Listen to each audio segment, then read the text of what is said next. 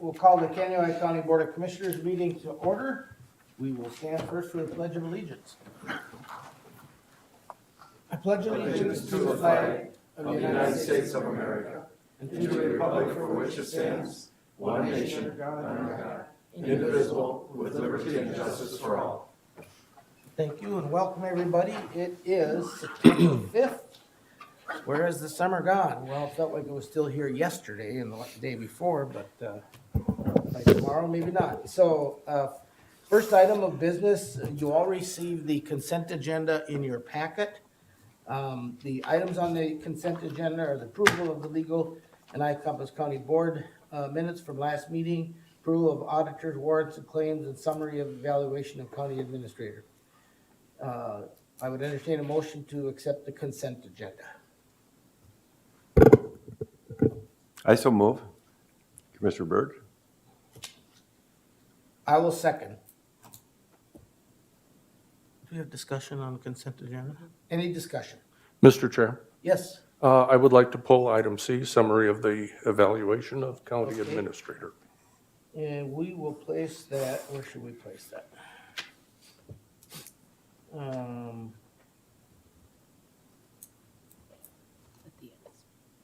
After the work session? Okay. We'll do it after the work session, whenever that ends. Any other changes? Hearing none, all in favor signify by saying aye. Aye. Opposed, same sign. Motion No. All right, so first up on our general discussion is the MnDOT Capital Highway Investment Plan. Chip, Megan, you are gonna present that with your able-bodied help there. Able we are. Good morning. Good morning. Good morning. Thank you for having us. I'm Megan DeShepper. I'm the planning director at District 8 out of the Wilmer office. And this is? I'm Tony Fowle. I support the state road construction budget, so. And I think you all have in your packet, but does anybody want a paper copy? Some people like a map in their hands. I would take Yeah. one if you don't mind. Yeah, got extra, that'd be great. You've already cut the tree down, we might as well. Yes. Yeah, You want a copy? Sure, what the heck? I've got one. and maybe the audience or the press too, if you have extra, I don't know. I'm okay. Thank you. You're showing your youth Bigger there, it is Dwayne. here to Oh.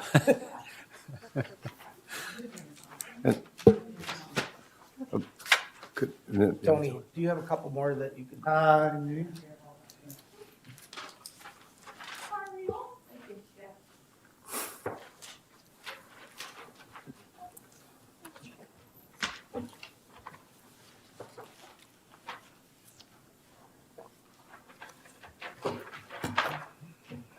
And so as you all are aware, we have our local area transportation improvement program.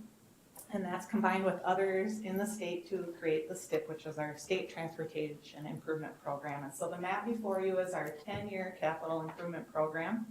Those first 4 years, so 2024 through 2027, those are commitments. Those projects have been scoped. We know where the funding. Excuse me. Just to help me and the listeners out, if you can move a little I'm sorry. closer to the mic. Is that better? Yeah, thanks, Okay. Megan. Yeah, That's no much- problem. Do I need to repeat anything? We're okay? No. Okay. So those first 4 years, those are commitments. Those projects have been scoped. We know how they're gonna get fixed and how they're gonna get funded. Those outer years, so 2028 through 2033, those projects are more fluid. We're still scoping them. The year that they're funded might change. The fix might change as we get deeper into discovering what the project all needs.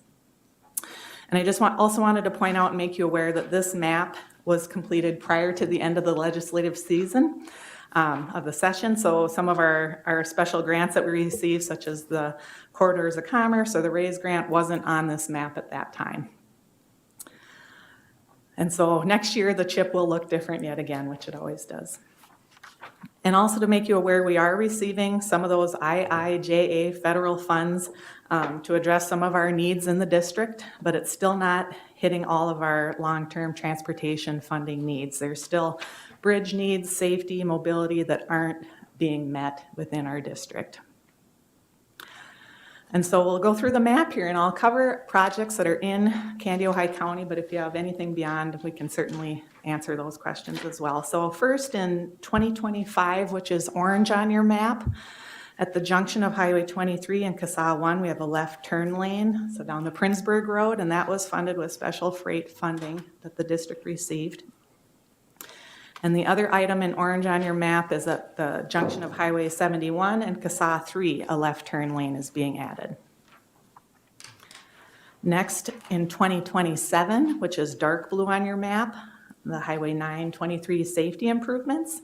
And as you're aware, that did receive Corridors of Commerce funding for the interchange improvement in 2027. In 2028, which is yellow on your map, on Highway 71, southbound from the southerly junction of 23 all the way to 294, and Highway 71 northbound from Highway 294 to the northerly junction of 23 is unbonded concrete overlay. And that also includes Highway 23 a quarter of a mile west of CASA 5 to the west junction of 71. So if you look on that map, it's all the concrete portions. And then in purple on your map, which is 2029, on Highway 40, we're doing a reclamation and overlay project from County Road 4, which is old 277, all the way to Wilmer. Then in 2030, which is maroon on your map, on Highway 12, the bridge over the BNSF Railroad, which is 2 miles west of Atwater, we're going to scarify and overlay that bridge. Also in 2030, on Highway 12 in Wilmer, 0.1 miles west of 11th Street Southwest, all the way over to 6th Street Southeast, Colden Place Recycle and Mill and Overlay, and that will also include ADA and sidewalk updates. Next on your map, which is light pink, in 2031, on Highway 9 from Highway 23 all the way to US 71, medium mill and overlay. And then the last item in your county, in 2032, which is light green, that's Highway 7 from Highway 71 all the way over to Highway 4, and that's a full depth reclamation. Do you have any questions or comments for us? Go ahead. Who was first here? Go ahead. Doesn't really matter. Okay, I got a question on Highway 7. It used to have wide shoulders that were paved, and that isn't the case anymore. And there's a lot of, once in a while in the summer, you see people trying to ride bike, and there's a lot of semi-traffic. I was wondering if you're going to go back to a wider shoulder for people that want to ride bicycle or whatever. I'm just curious. Yeah, and that section is pretty far out yet. We haven't fully scoped Okay. that project, so I couldn't say on that. Okay. Other than, I think it was removed, those shoulders were removed for a purpose back when it was done. Okay. But we haven't fully scoped that, so we can certainly forward your comment that there's Okay. usage for that. Yeah, okay, thank you. Commissioner Gardner. Thank you, Mr. Chair. Megan, a little bit about that project in essentially downtown Wilmer, Highway 12. There was recently an open house on that to take some public comment. Essentially, that's a redesign of that entire stretch. Can you speak to that just a little more completely? Sure. So the section that is kind of an S-curve through the downtown portion is 4 lanes, and they're talking about changing it down to 2-lane with a middle turn lane, which is similar to how it is on First Street, right, with that center turn lane, and adding some more bike and ped amenities along it, and maybe narrowing it up in sections, removing a couple stoplights, right? Yeah, I think there was some discussion about the removal of the stoplight on 10th Street. I think there's a real concern for folks being able to get to and from the north side on that. Yeah. And I think there were multiple people that probably commented on that. But essentially, this is going to be from out by the old Domino's to just below, or is it going to include the No, just overpass? below the Genio Bridge. Like, Yeah. Yep. Yeah, okay. And like you said, there will be some pedestrian improvements as well. So I think it's an interesting project with a couple of tweaks, so. Yep, and that's thank the you. whole point of those public input sessions, so that we can hear what the community really wants and needs. Yep, So, yeah, yeah. well, I hope that that's taken to heart. Thank you so much. Yeah, thank you. Commissioner Burton. Just a comment, not really a question. It's pretty aggressive infrastructure for our county and the whole area. You can be very busy, and I want to say thank you. You bet. It's good that we stay on top of this, very much so. Thank you. Any other comments? Well, thank you very much for that update. Thank you for your time. Thank you.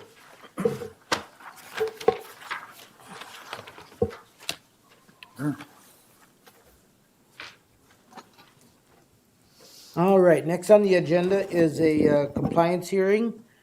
Chris, you gonna lead this?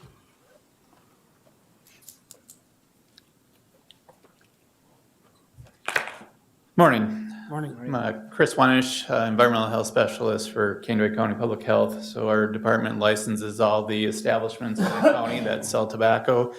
And then we also conduct the tobacco compliance checks for those. So this year, July 13th, we went out with a underage volunteer, 18-year-old male. One of the stops we had was the Spicer Super Stop. The volunteer went in, asked for a pack of cigarettes. The clerk did ask for the ID, but they did not check the ID visually. They just ran it through the ID, the electronic identification device that they have, and they sold the cigarettes to them. Minnesota has done a really nice job of developing state IDs that are clearly identifiable for underage people. So somebody of age, 21 or older, they'll have an ID that's presented horizontally, like all of ours would be. Can we put that on?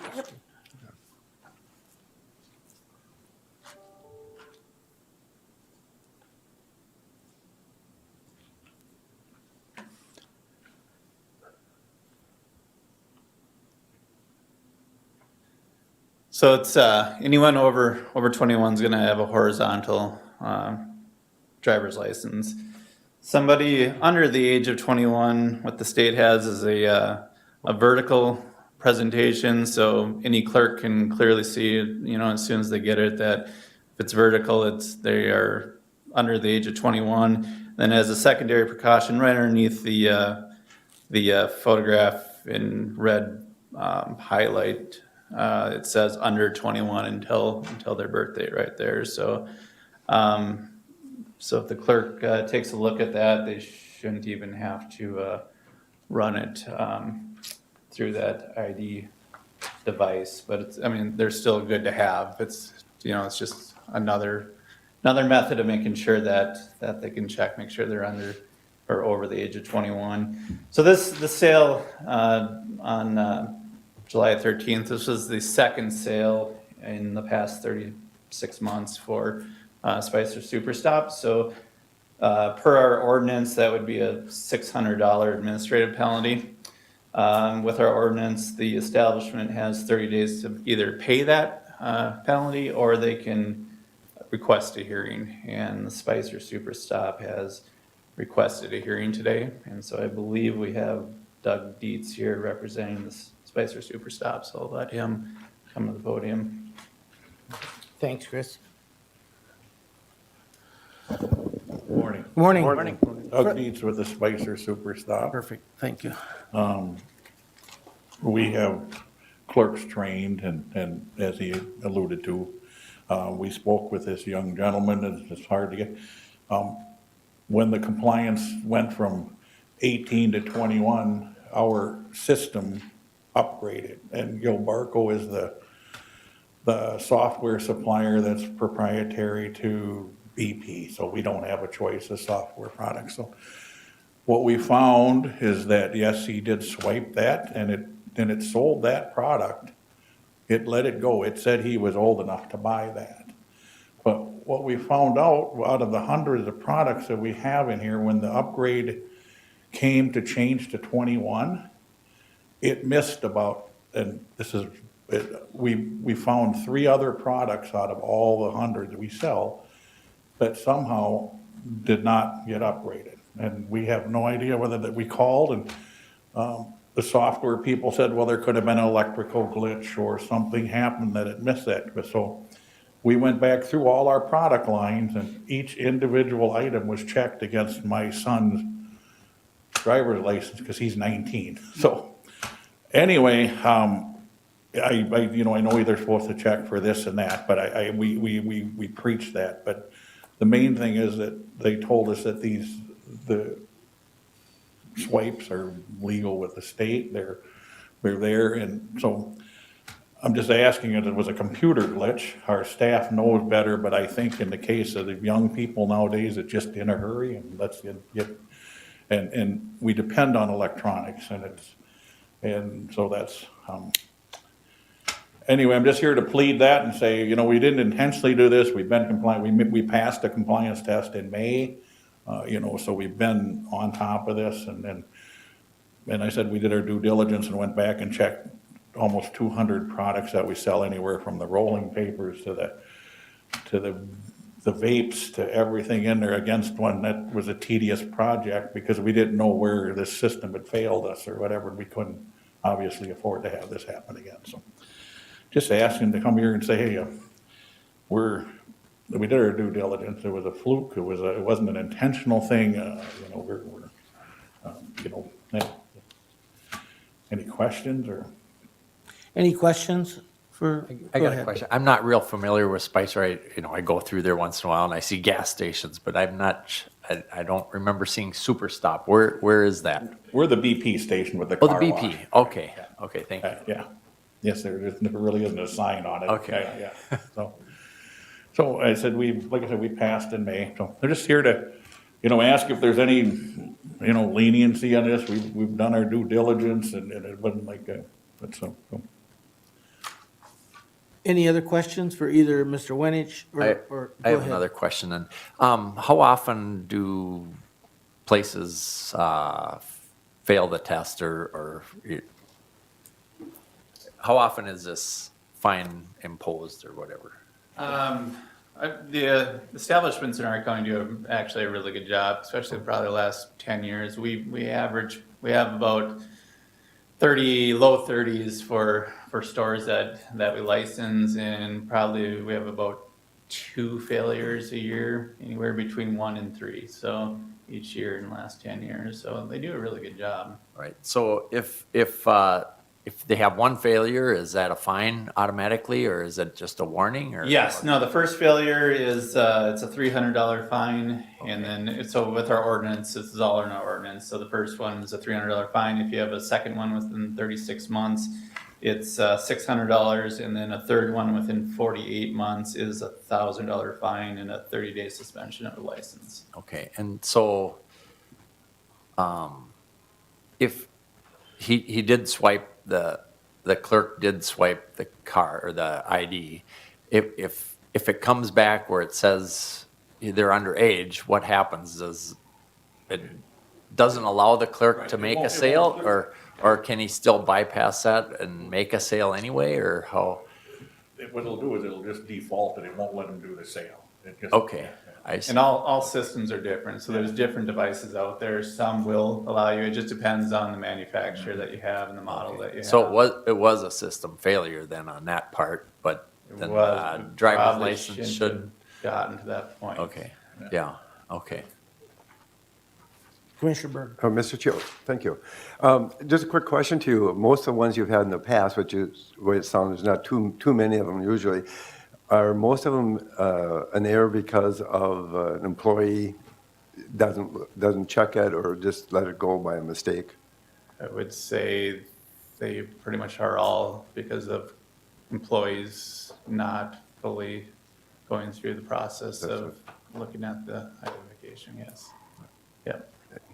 Commissioner Gardner. Thank you, Mr. Chair.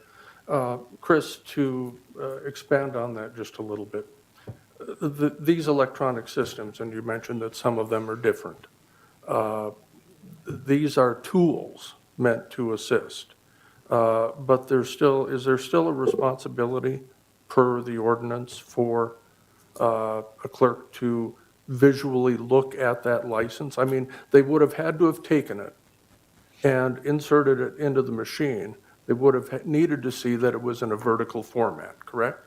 Yeah, for sure. I mean, they're a tool to assist. So, I mean, the first step would be the clerk looking at that identification.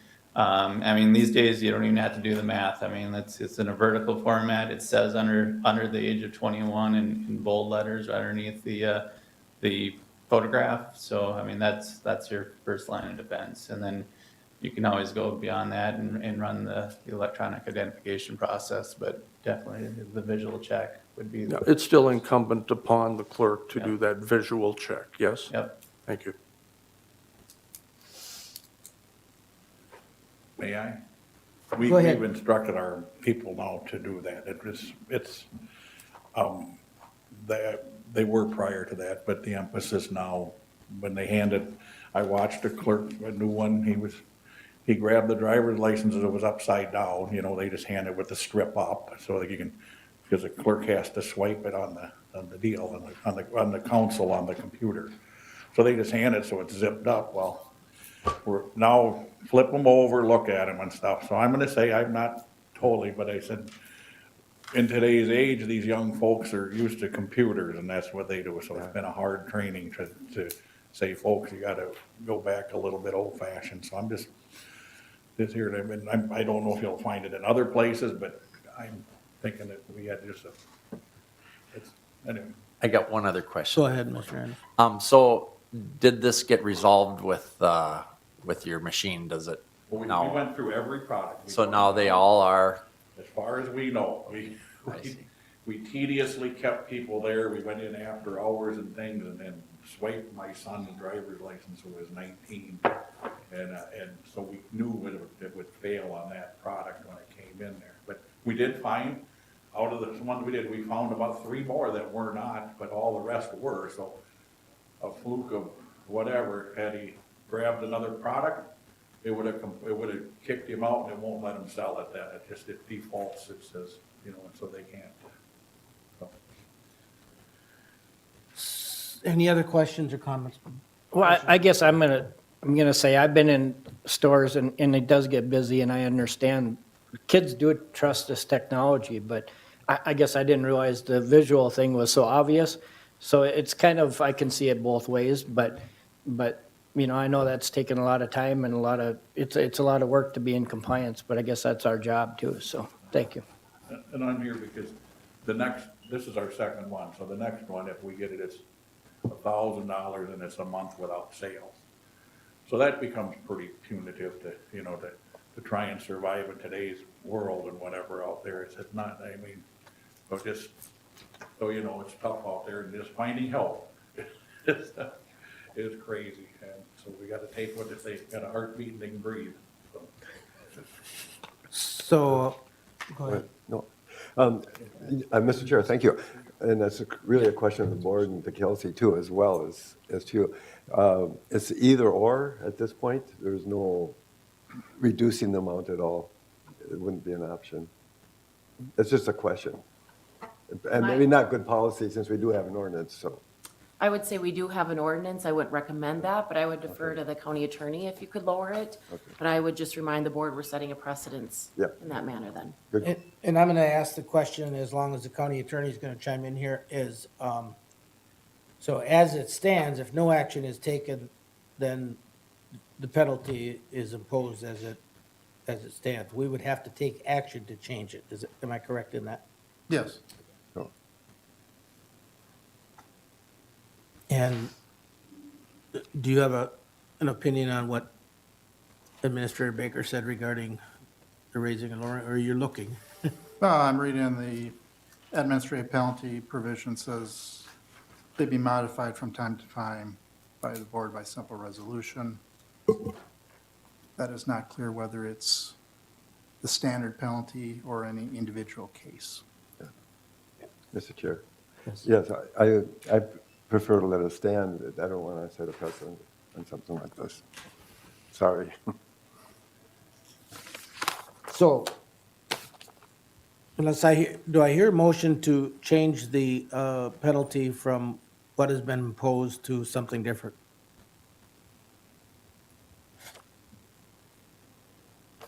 Then we will move on. Sorry about that.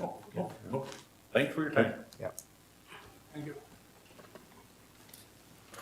All right. We are on the Phase 2 project update for the Glacial Lake Sanitary Sewer and Water District. Corey? Welcome.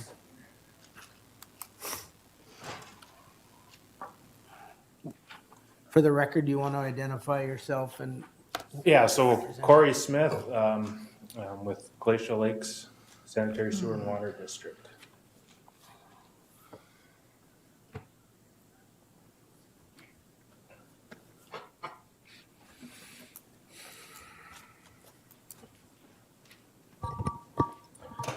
All right, so good morning, Mr. Chair, members of the board. Like I said, I'm Corey Smith, Director out at Glacial Lakes. Today I want to talk to you a little bit about our Phase 2 project. We've kind of been in the background working on this for the past year. But during this year and a half, we have been here multiple times, and I kind of just want to go over with where we are, where we're going with the project. But first, I kind of want to go over with how we got to where we are today. So the first slide, year 2000, that's when the water and wastewater treatment facility were constructed. Back then, we had a 10 square mile territory, which served the residents around Green Lake and the city of Spicer and city of New London. Back then, we also had 6 full-time employees. Fast forward to today, we have 57 square miles, 27 lift stations, 800 individual private grinder stations. We now serve 3 cities and 6 lakes, and now we have 9 full-time employees. And feel free to stop and ask any questions Well, along the way. I got a question. What's the ahead. third city? Is that can do? Candy, Ohio? Yep. So on this map here, that's our service territory. Small show up on here. Yeah, it does. Down at the bottom here, it's city of Candy, Ohio, and then we serve around Diamond Lake, Green Lake, city of Spicer, city of New London, Ness Lake, George Lake, Henderson Lake. Those are the tri-lakes, and then Lake Florida is our furthest west point. And keep in mind, this map here is just the wastewater side. The water side's a lot smaller. That's only New London, Spicer, and Green Lake. Some projects that we had before today, our wastewater treatment plant Phase 1 project that took place out at the treatment facility. Phase 1 was identified in our 2016 asset management program. It took place at the pre-treatment building. This took place first because it was ranked the highest in a criticality rating from our asset management. This building here sees the most, the harshest environment to the wastewater plant. The next project, 4 lift station SCADA force main project, it was completed in 2022. On this, we installed or replaced the New London lift station. We abandoned the block plant lift station and turned that into gravity. We replaced the Green Lake Beach lift station and replaced the Spicer lift station. And we also replaced about 5 miles of force main, which is shaded in blue here. Again, that was completed in 2022, and that was a $9.6 million bond that we had. With the leftover bond dollars, we did a water treatment plant filter rehab up at the water plant. Filter 3 was completed in 2020 as an emergency rehab. Filter 1, 2, and 4 were completed in 2021. This year, we had a North Shore Drive manhole replacement, which was constructed in June of this year. This was located west of Lone Tree, 3/4 of a mile. This was also using leftover bond dollars. This project, we will be coming back here for final completion on it yet. So now we're on the phase 2 project. So summary of that project, it's an estimated $13.7 million project, and we can receive a $6.5 million grant for this. So why are we doing this project? The plant is 23 years old. It was identified in our asset management program from 2016. And we also have a new MPDS permit that imposes more stringent limits on the plant. One of those limits are phosphorus, and to meet our new phosphorus limit, we have to do various upgrades throughout the treatment plant and replacement. Okay, Mr. Chair, Go ahead. I'm not trying to stump you, but what does NPDES stand for? National Pollutant Discharge Elimination System. So All right, I knew okay, that. thank you. Good question. I see a lot of those That's why we acronyms call it all the time, NPDES. and it's like, okay, what does that mean? And, I don't want to miss something. So as long as we have a pause here and an explanation, and maybe you're getting to it, but you mentioned the increased requirements. Maybe that's the wrong term. Correct. So. And what part of this, I mean, we'd have to do something regardless of, Correct, so just to correct that. right now, we are meeting our limit. Okay. There's a lot of maintenance involved, and with this phase 2 project, we are changing some of the treatment technology to function better. As you can imagine, in 23 years, just like everything else, it improves, right? Treatment technologies improve, electronics improve. So yeah, but right now, it's lowered to a 0.44 milligrams per liter phosphorus limit, which isn't much of anything. So a portion of this cost here is just to continue to meet the requirement. Correct, yep. Okay. So now I want to go over which buildings will be affected, or processes that will be affected by this phase 2. Over here, but first of all, where I got my mouse here, that's the pre-treatment building. That was the phase 1 project. The $1.1 million was all within this building here. So so the aeration passes. What will we do here? We replace the mixers and the pumps and the aeration diffusers that are inside here. Right now, what does the aeration pass do? It provides a home for the microorganisms to live and break down the wastewater. They need air, they need mixing, and they need the food. You can see up there on the top left, that's a poster that is hanging in our lab right now. Each day, the staff looks at the wastewater from the passes underneath the microscope, and those are actually what the bugs look like. And you can tell a lot by what microorganisms you see underneath the microscope about how your plant's running. This tank itself holds 670,000 gallons of wastewater when it's full. The next building is the blower building. Here, blowers are used to add oxygen and mixing for the microorganisms to live and break down the wastewater. This is what provides the air to them aeration passes that we just talked about. Up here on the top right, those are the 3 progressive cavity blowers that we have right now. These will be replaced with new positive displacement blowers, which, to simplify it, it's going to be a lot more cost effective. To run these 3 blowers, that's the #1 electrical expense of any wastewater treatment facility is to run these blowers, because they run 24/7. Next is the clarifiers. Up until this point, the wastewater is rapidly moving, is rapidly mixing. Here's the first time that the wastewater gets a chance to slow down and settle out. So underneath these domes, the water comes in, wastewater slows down, all the solids settle to the bottom, your fats, oils, and grease raise to the top, where they are skimmed off. This is also where our phosphorus removal process starts, where the chemical phosphorus removal starts. We add a chemical called ferric to this that attaches to the phosphorus particles, allows it to get heavy enough for it to settle out, and then it's removed by wasting. Next is the filter building.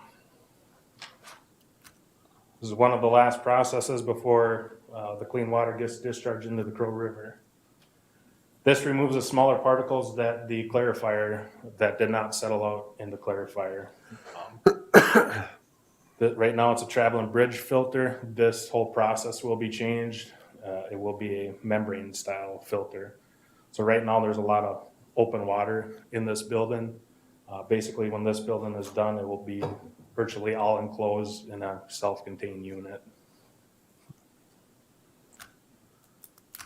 Next is a chlorine contact basin. April 1st to October 31st, we have to meet a fecal coliform limit. To do this, we have to add chlorine to disinfect everything. And then our permit also says we cannot have chlorine going to the river, so we have to get rid of that.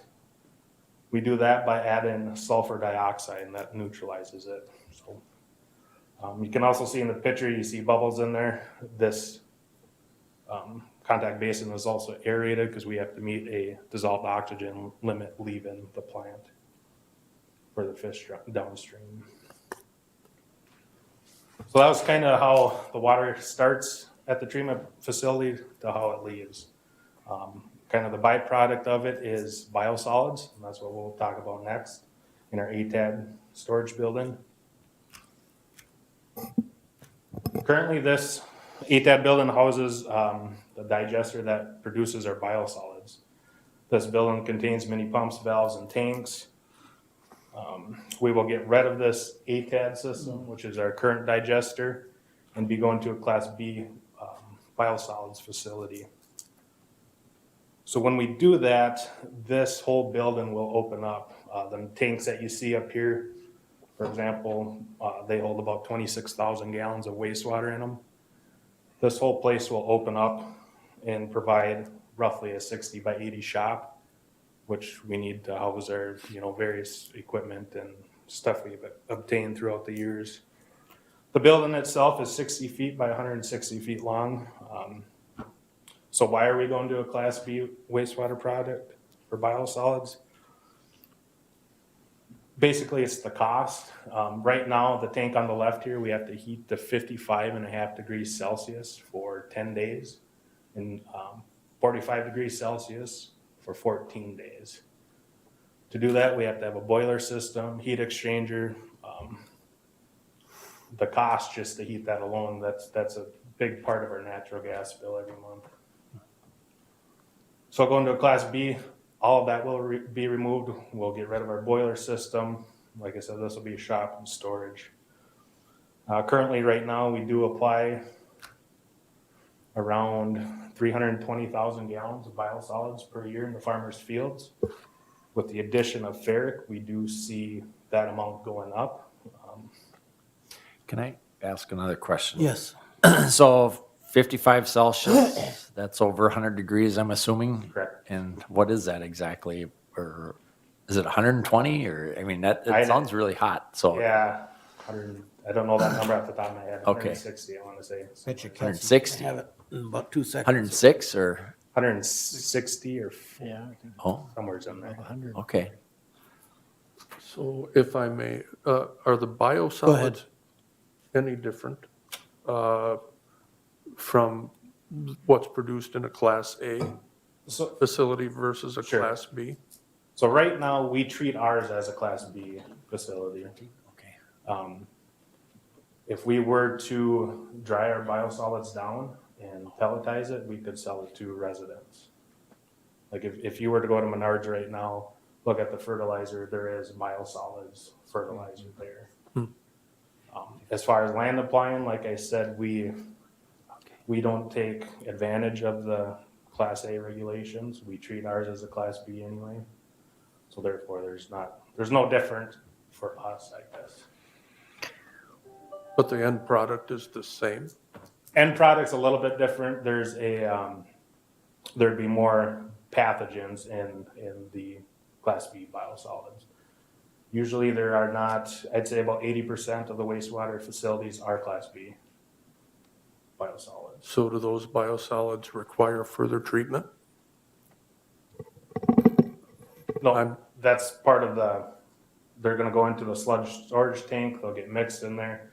And then with the Class B, we have to meet a minimum holding time for that, and that's All right. how they do their treatment. Okay, thank you. Roger. Oh, go ahead. Do they, when you're field applying, does that have to be knifed in then, or can it be service applied? We do surface supply. It can be injected in too. So each year we have to do our samples of the biosolids to see what nutrients we have in there. And then we have to have licensed operators figure out the application rate for any given field, and that goes by what they planted this year, what they plant next year. It's pretty regulated on what we can and cannot land apply in. For example, if we have a 180 acre field, we can maybe do 50 of it. And that depends on slope, soil, setbacks from wetlands, tile intakes. Corey, you mentioned, depending on the crop that's planted and probably soil tests too, is that the responsibility of the district to keep that in compliance, or and who applies it? I think you said a commercial applicator, right? Or is it their responsibility to be in compliance? So right now, the district takes care of all the soil sampling. We also have to keep track of metal load-in. Once we reach the maximum contaminant level, we can never apply in that field again. But getting back to who applies it, the district rents the spreader. This is how we've been doing it right now. And then the farmer donates his tractor and his time to spread it, but we got to calculate and stake off the fields and all that. So right now, it takes about 2 days to spread that.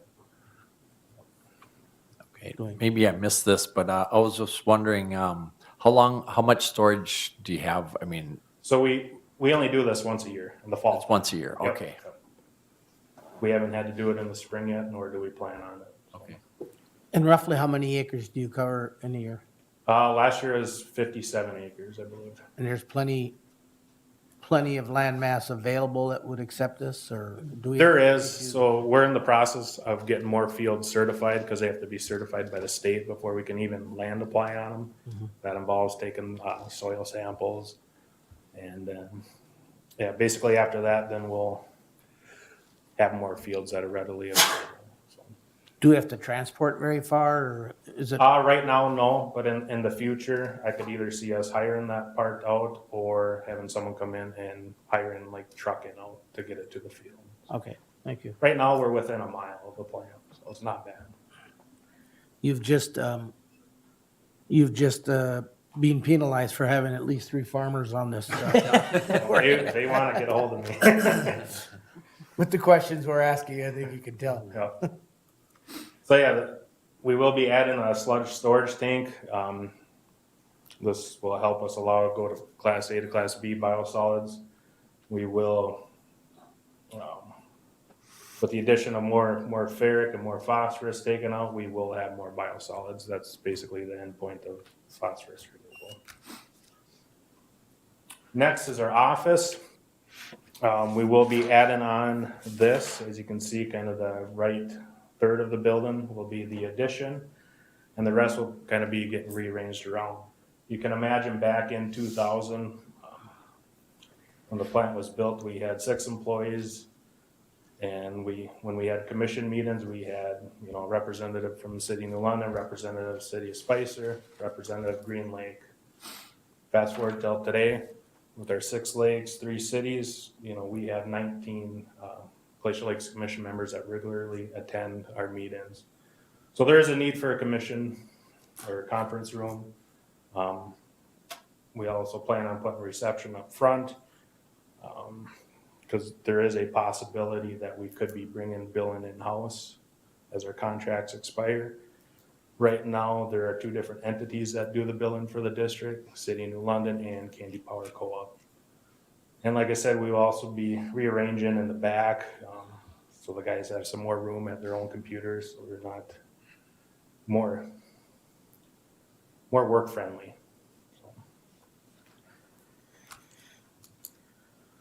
Like I said earlier, I've been here multiple times. This is kind of just the list of past resolutions that we've brought to the county board here. The first one was in June of last year for amendment of the facility plan. July, we did application for point source implementation grant.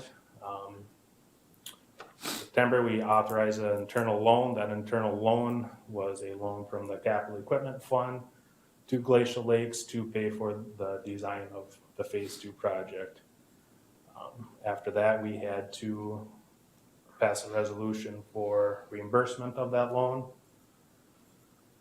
And then we signed our professional service contract with the engineer Bolton and Mink. Fast forward to March of this year, we applied to the PFA Clean Water Revolving Fund.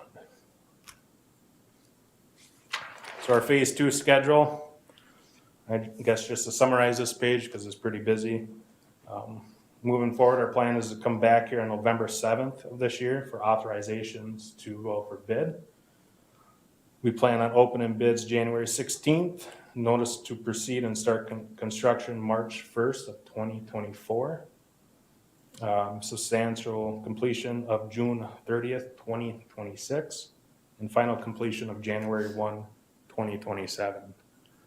So as you can tell, this is going to be a busy couple years out at the wastewater treatment plant, but once it's done, it'll be a good project. So, Mr. Chair, again, I have a lot of questions, but is there redundancy built into this system so you can do this and you can shut down parts and keep it? Right, Because you so- can't just shut it down. Right. Yeah, for example, we have 2 clarifiers, we have multiple blowers, usually we run 1 or 2 at a time. But there is certain parts of this where, we only can do, certain things have to be done in the winter versus the summer because our limits change Okay. and sampling changes. That's part of the reason why it's drawn out, and the other part is, you can't do everything at the one time. Okay. So kind of before we started all of this, we had to do a rate study. Why did we have to do a rate study? Well, we knew we had the improvements coming, 13.7 million. But the primary reason was to make sure that the rates could satisfy the upgrades. We knew that we were seeking the PFA loan and grant, and they require a rate study update to justify the grant. So key takeaways, what do we know? It's a $13.7 million project projected. We're sitting good to get the $6.5 million grant. The current rates will handle the debt.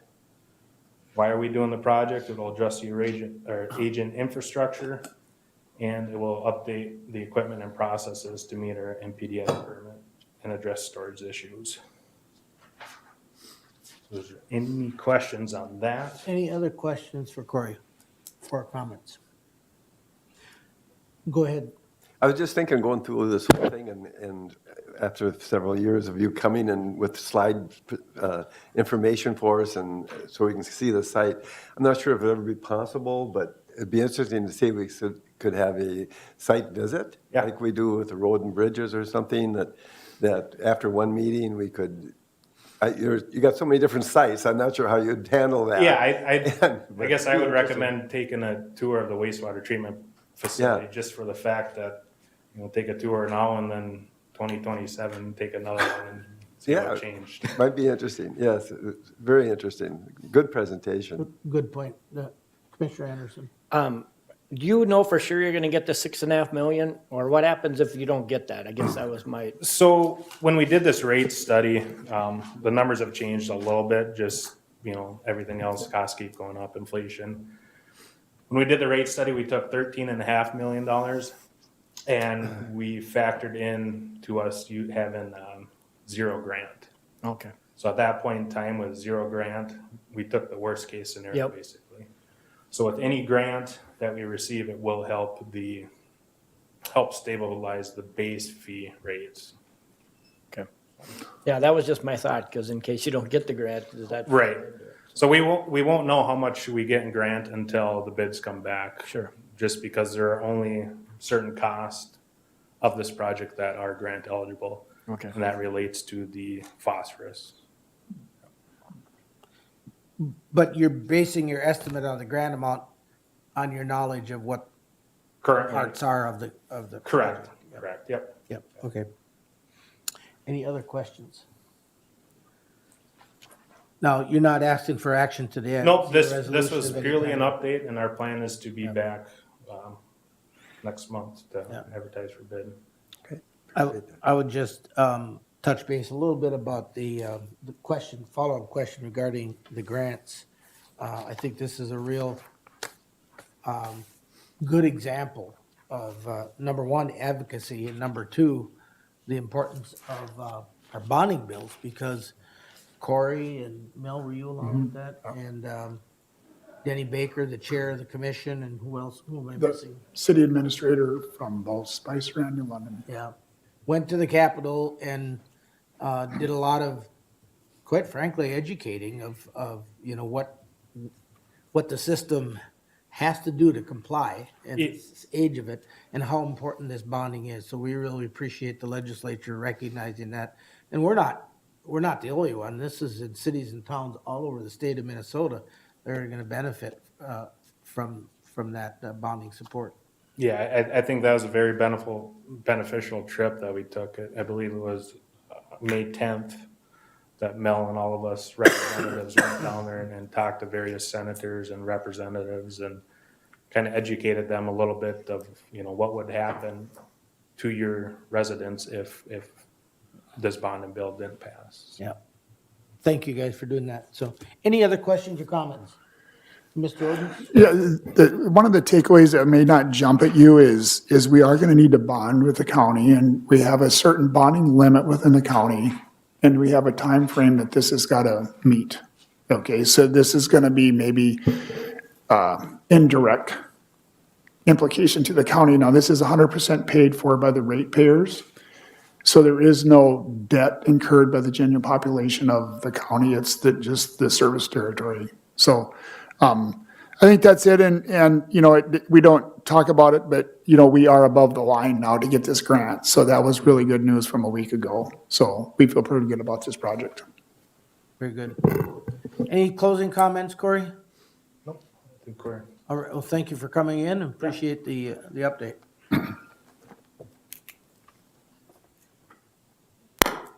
Anybody need a break, or can we wait? I'm fine, right? Don't matter either way.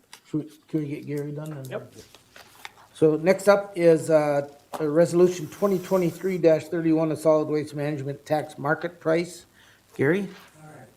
And then we'll take a break after that. All right, thank you, Mr. Chairman. Yes, I have the 2023-31 solid waste management market tax market price resolution to present to you this morning. It's an annual resolution that we have to calculate. We get mileage, or so fuel and tipping fee charges from the nearest associated mixed municipal solid waste facility, and put those numbers together, and then ultimately present this resolution to the board. And this year it came in at $59.30 per ton, based on the lowest available price for collection, transportation, and disposal. So, and this is, of course, a resolution based on our tipping fee being lower, and then ultimately our solid waste program is subsidized by the property tax special assessment, and then as well as our lower tipping fee. So with those things, that's kind of the background as to why we present this, and then ultimately the end result is just a pass-through tax that we're collecting and then transferring to the state of Minnesota. So. Any questions for Mr. Gear? This is fairly routine. It comes up Annually. and we need to approve it anyway. So if there are no questions, I'd entertain a motion on resolution 2023-31. Mr. Chair, I make a motion that we pass resolution 2023-31. Commissioner Dwayne Anderson moves. Do I hear a second? I'll second it. Commissioner Dale Anderson seconds. Any further discussion? Hearing none, all in favor signify by saying aye. Aye. All opposed, the same sign. Motion carries. Thank you. Thank you, Mr. Chairman. Do you have, Would you care to sign? I can sign right now. We will recess for 5 to 10 minutes until you hear me.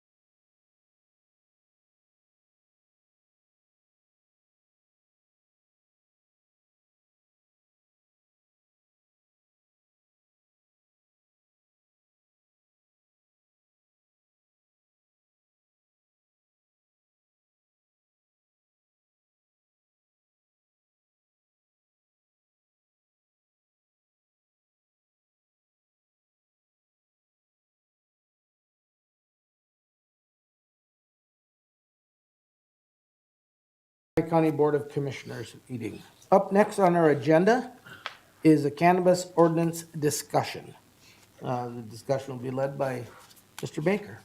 Yes, and although you say that, most of the conversation will take place by all you, since we're trying to look for. And like everybody else, state your name and your Sure. Shane, position for the record. Shane Baker, County Attorney. County Administrator and I are looking for a direction on which things to look at. Since you could just say, let's do a marijuana ordinance, but that doesn't actually answer anything for us because there's many areas you could go through. We provided a brief timeline and some of the changes that have occurred. Beginning August 21st of this year, adults over 21 now can use, possess, and transport cannabis. Paraphernalia, you now can possess or transport up to 2 ounces. That's roughly 57.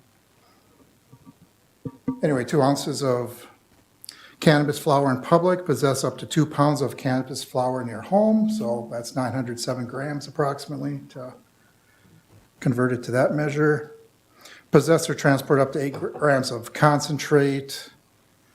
There are various levels for edible cannabis products, and you can have 8 flowering plants with no more than adult flowering at any one time. Cannabis products can be used on private property and on premises of a residence where an event licensed for on-site consumption has been provided. Now, while the legislation. May I stop you for just a second there? You said on private property and events that are licensed for the use of that property. So for example, I'm going to throw a concert in my backyard and if I wanted to allow that in my backyard, I'd have to get a license? Well, that part's not clear. Okay. And that's most of the things with the legislation. It's not clear, and that's what I was just going to say next. Is Recurring theme. while public use is not permitted in law, there's no specific penalties in the provision passed. There are provisions that talk about local ordinances and local controls. There's also a catch-all in Chapter 645 that says if the legislature fails to identify a penalty, then it's a petty misdemeanor. But is that clear? No. So anyway, the timeline, because there's all sorts of questions you can start to consider. Between August 2023 and August 2024, so over this next year, this Cannabis Expungement Board is created.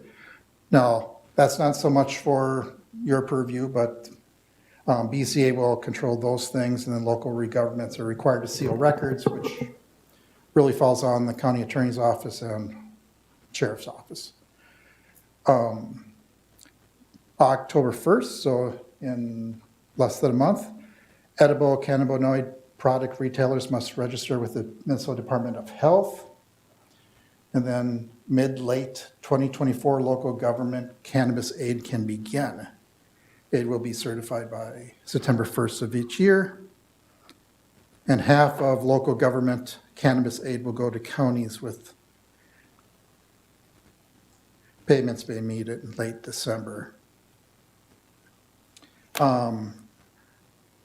As you can see, we're already into later part of 2024, so a year from now. Late 2024, cannabis business licensing will probably begin. Office of Cannabis Management, that's a state agency that's to be created. We'll begin working with local governments on licensing process. Local governments may consider developing policies for reviewing applications. And then in January of 2025, cannabis business is likely to open. But you can consider between now and then whether to begin passing ordinances regulating time, place, manner. Statute, for example, talks about within, I believe it says 500 feet of a daycare, you can't have one, and there are other provisions like that. And you may consider developing a policy for compliance checks, no different than what you saw earlier today regarding tobacco. So, what I've seen other counties provide, or as far as kind of the focus for you, as far as what to start thinking about is, should this county have a public use ordinance? Should we have an underage use ordinance? again, like the rest of the provisions of that legislation, says no one, it says you have to be 21 or older, but it doesn't have like underage consumption, that it is unlawful if you're under 21, and how criminal proceeding or legislation laid out. So it's kind of a void there. Whether you want to consider an ordinance relating to odors and locations of plants for personal growth. Whether you want to explore restricting the number of licenses. And should the county handling the registration process for the cities. And then finally, should the county begin looking at regulation for time, manner, and place of cannabis operations? And do you want to adopt a moratorium until those regulations can be finalized? All right, do you have anything more to, No, I'll do Is it. that- Any questions? I'm going to start with a question, maybe a clarification. I think you talked about it on the underuse, number 2, the underage. So did I hear you say there is a statute prohibiting use of marijuana for people under 21?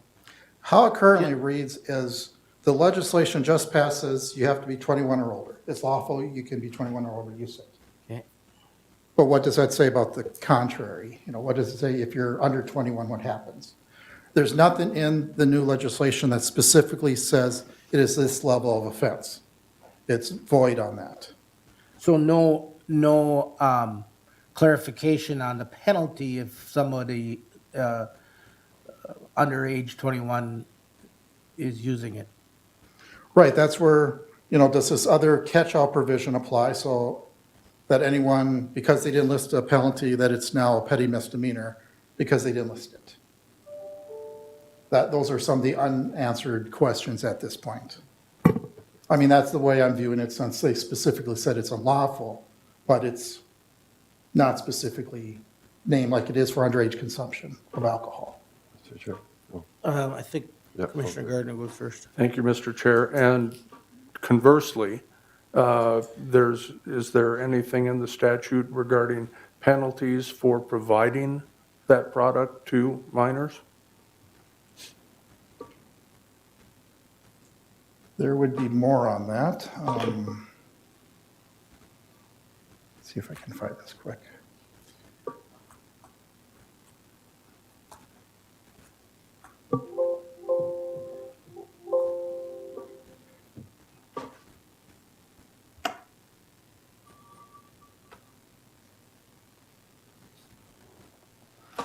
I know generally speaking, there's language in there. Bear with me. There's 146 pages if I wanted to print this out in small type. The trees, thank you. May not use if under 21.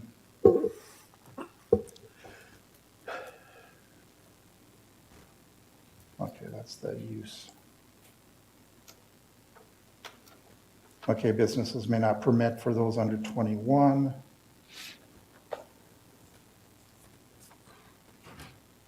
Sale of product to, yeah, so a lot of like we just heard this morning regarding tobacco. Oh, where there's businesses are prohibited from selling under 21. That's a civil sanction.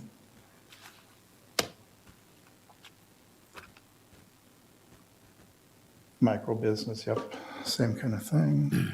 You know, in all fairness to the county attorney, I think some of these questions we should maybe record right down and then give them a chance to explore. Fair enough, I mean, Well, and- like I said, but I mean, If I- there probably are things in there where, regarding that issue, because that's more focused on the other person selling.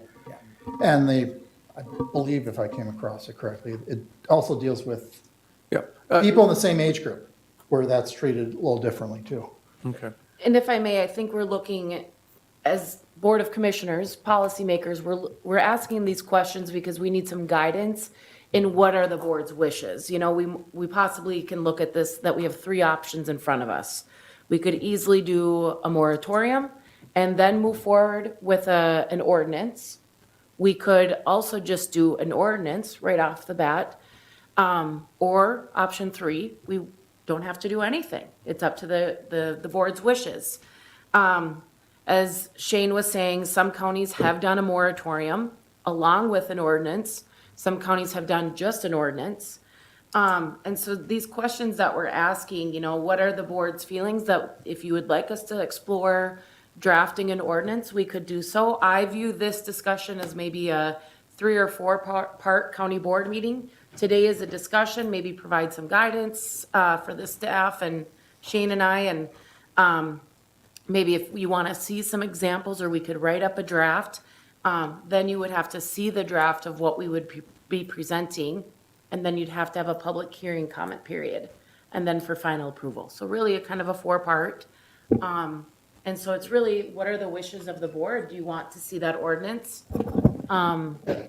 You know, what are you hearing that has worked well, maybe with other counties? Well, why don't we, I saw several hands going Yep. up here earlier, and Corky and Yeah, Colin. I got a bunch of questions as well. First off, I'd like to know, Kelsey, Administrators Association, what are you hearing people are looking at, as well as County Attorneys Association and AMC too? I get the feeling this is really unfolding yet, and I'm a little nervous about doing the ordinance right off the bat, not knowing that we're gonna have to amend that within a few months again. But I would also like to, and like what you said, to see what some of these ordinance examples would be. If we did an ordinance, you know, to make it as simple as possible, because we want to lay it back on as much as we can on the state to enforce these. For us to start enforcing these and the counties next to us don't, or whatever, the cities, yeah. It's going to be a tough policy question to answer. But I like your approach that you bring forward, but. Yeah, okay, a number of things there. Well, for example, on the moratorium side, City of Wilmer, for example, has passed one fairly recently. And they passed a public use.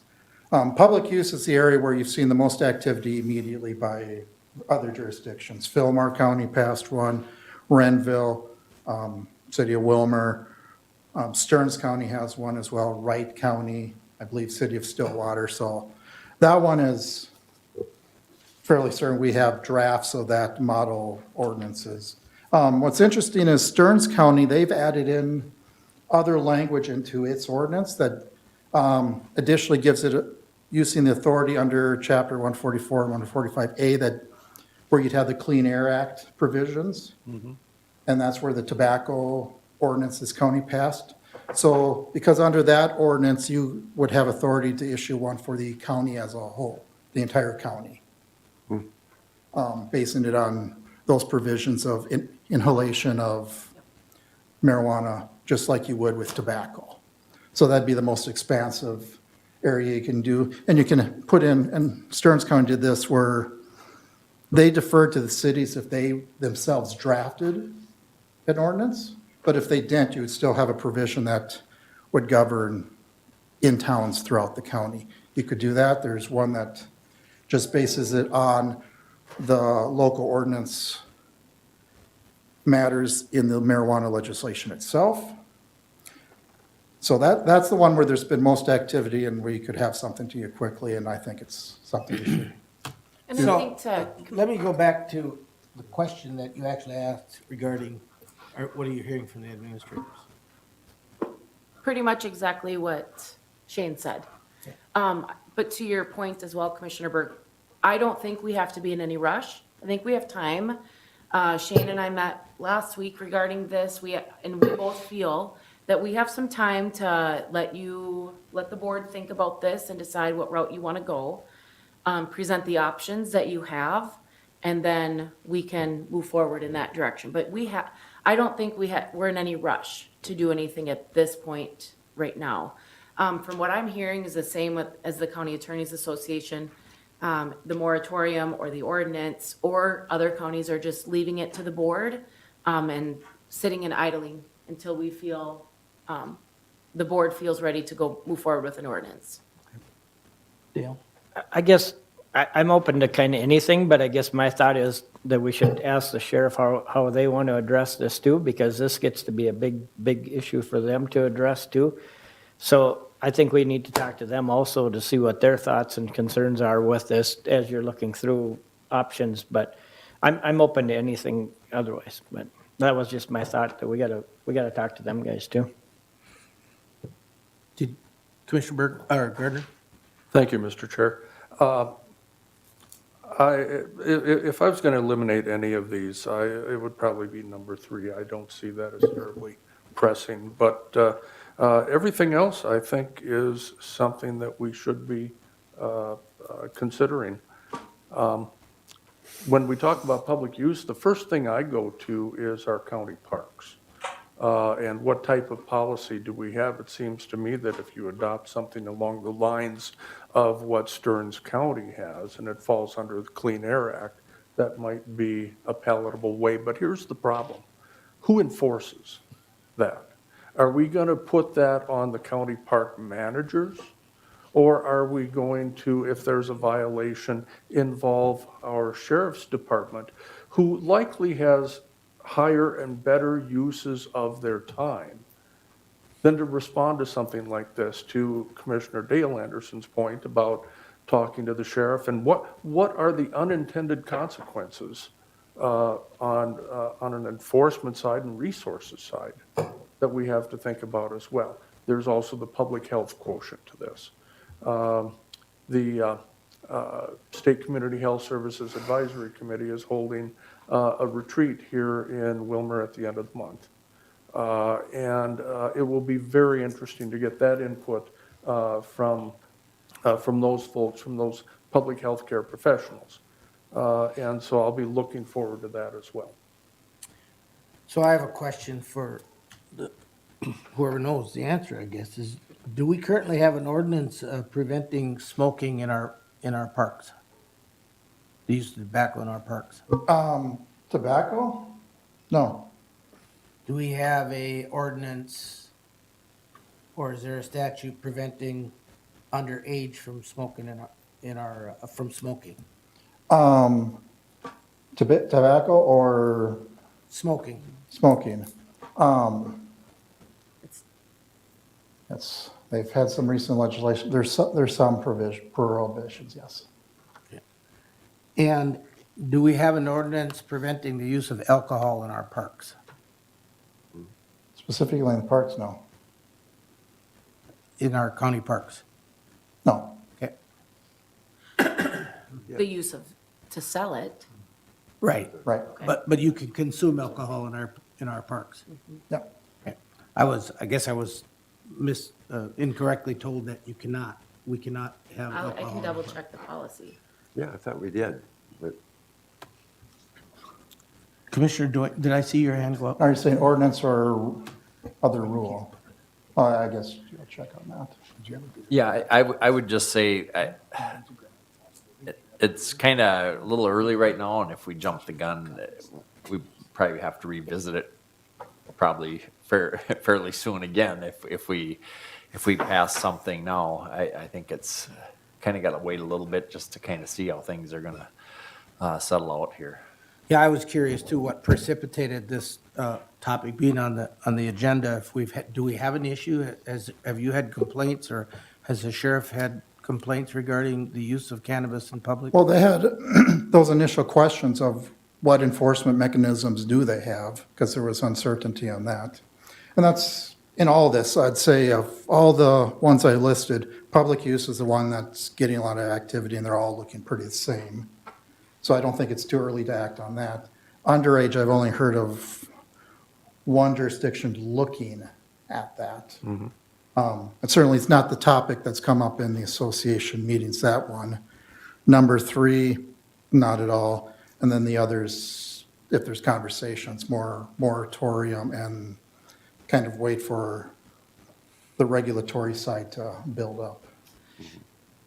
And why I placed it on the agenda is, Roger, we had talked about having more of an open discussion for the board at one of the meetings in September. That's why I placed it on here. We have had conversations, Shane and I, along with Sheriff Tellefson, and Roger and Steve, on possible ordinances. Mr. Chair. Go ahead. Yeah, I think it's really good to have this discussion at this point, because I've gotten questions from people too, like, well, what's the county doing about this, you know? And, well, we're looking at it, and we're working on it, let's put it that way. And I think that's what we're doing and getting information. But if I may just follow up too, it'd be interesting to see copies of some of those, like 3 different copies of ordinance that people have, or what a moratorium looks like. Yeah, so it feels to me, and kind of going along with what Commissioner Dwayne Anderson and maybe Commissioner Dale Anderson said, is that, is this a problem looking for a solution or a solution looking for a problem?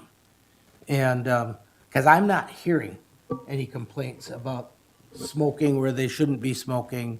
And we have ordinances, I think we have to sort that out first, is, if smoking isn't allowed by kids under 21, or people under 21, then I would assume that that applies also to smoking marijuana or smoking catnip, or smoking is smoking. And much of what we have here is guided by the Minnesota Indoor Clean Air Act. So I'm guessing, as Commissioner Dwayne alluded to, is that there's going to be some sorting out in this next legislative session. And we're going to go spend a lot of effort talking about an ordinance that we might be revisiting, pretty quickly. And so I'm not really anxious to take much action in any way on this, because we can only control what the county certainly we could say, okay, Colfax Township roads, it's illegal there as well as it is in our parks. But is that where we want to go with this?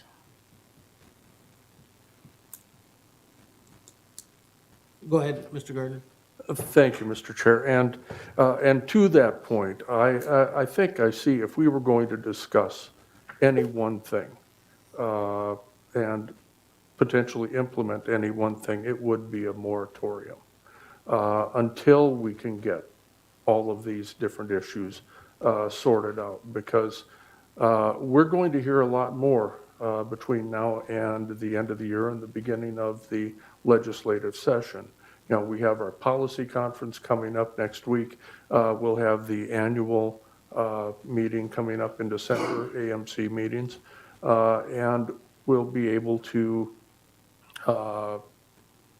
potentially inform our legislators a little more completely on what it is that we're hearing and seeing. They the same with us. But we're going to need to have something in place. And a moratorium, I think, potentially gives us enough time. Now, do we need a moratorium today? I would think from timing-wise, we would want a moratorium to cover most of 2024. My understanding is that you can only have a moratorium for a year, or am I incorrect? Well, it's still January 1st, 2025. Okay. So And what- it'll be roughly a year as Okay. the timeline it takes just to get that passed. And what would that moratorium be on? The moratorium would, whoops, my screen died. Hang on just a moment here. The moratorium would be essentially to give us enough time to explore all the different regulations that we would need to put into place. So Be on the different time, than manner, these place policies. of the operation of a cannabis retailer. Right, but isn't that controlled by the cities? They can't, it'd be joint authority.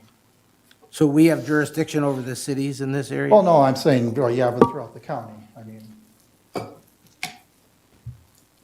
there are some businesses that operates outside It- the municipality. If I may, Go ahead. and then I see Dale had my understanding is that there's a potential for counties to be the licensing authority. Is that That's what what I I'm thought seeing? as local government unit. Yeah. I guess my thought was, let's let Kelsey and Shane work on this and kind of ponder it, I guess, and bring something back either next month or next meeting. I don't care when it is, but I don't think we are in a big hurry, but then we could decide if we do want to do a moratorium on it or what we want to do. It gives you guys a chance to look at it a little bit deeper. You kind of have a thought of what everybody's thinking now, I think. Mr. Chair, and to follow up on that, I like that idea, and maybe have the Sheriff Tellison come to it as well. as part of that. So I'm going to ask this question, not as a rhetorical question. Has anybody on this Board of Commission or the county attorney had any complaints about cannabis use in the first 35 days? Have you, No, I have not heard that. has anybody here? I just think, like I said before, I think we have a solution and we're looking for a problem for that solution, so. Well, and to, if I may, to follow up on Let your. Mr. Gardner go first, he had his hand up. No, that's fine. I'll follow Kelsey. Go ahead. Okay. I don't see anything in the policy regarding smoking, the park policy, other than it just says, or alcohol, to consume alcohol. It just says such behavior without limitation, any violation of law punishable as a crime, public intoxication, consumption of alcohol beverages by underage individuals, and then so forth. And they have park hours from 11 PM to 7 AM. So if I'm understanding that, that's policy, right? Not ordinance, or is it It's a ordinance? policy. Okay. So adults in one of our county parks could smoke cannabis. But Yeah. underage could not, because they're guided by statute. Right, and they're also prohibited from being in a location where youth can inhale. But that's how close does one have to be for that? And then for the ordinances, I mean, you can't have possession of alcohol within, so many feet of the beach area in a county park. So there is an ordinance specific to that, but not the general parks, as Kelsey was saying. Mr. Gardner? Thank you, Mr. Chair. To your question about who are you hearing from, we're certainly hearing from public health. I would imagine that law enforcement, I've seen in the media, has some grave concerns about how this all takes place. I think our drug-free coalition members and PAC 4 and others are going to have certainly been weighing in with you as the primary and myself as the alternate on that. So yeah, we're hearing concerns, but from the public at this time, no. My question was about people using cannabis, marijuana, in places that that elicited responses and complaints. All right.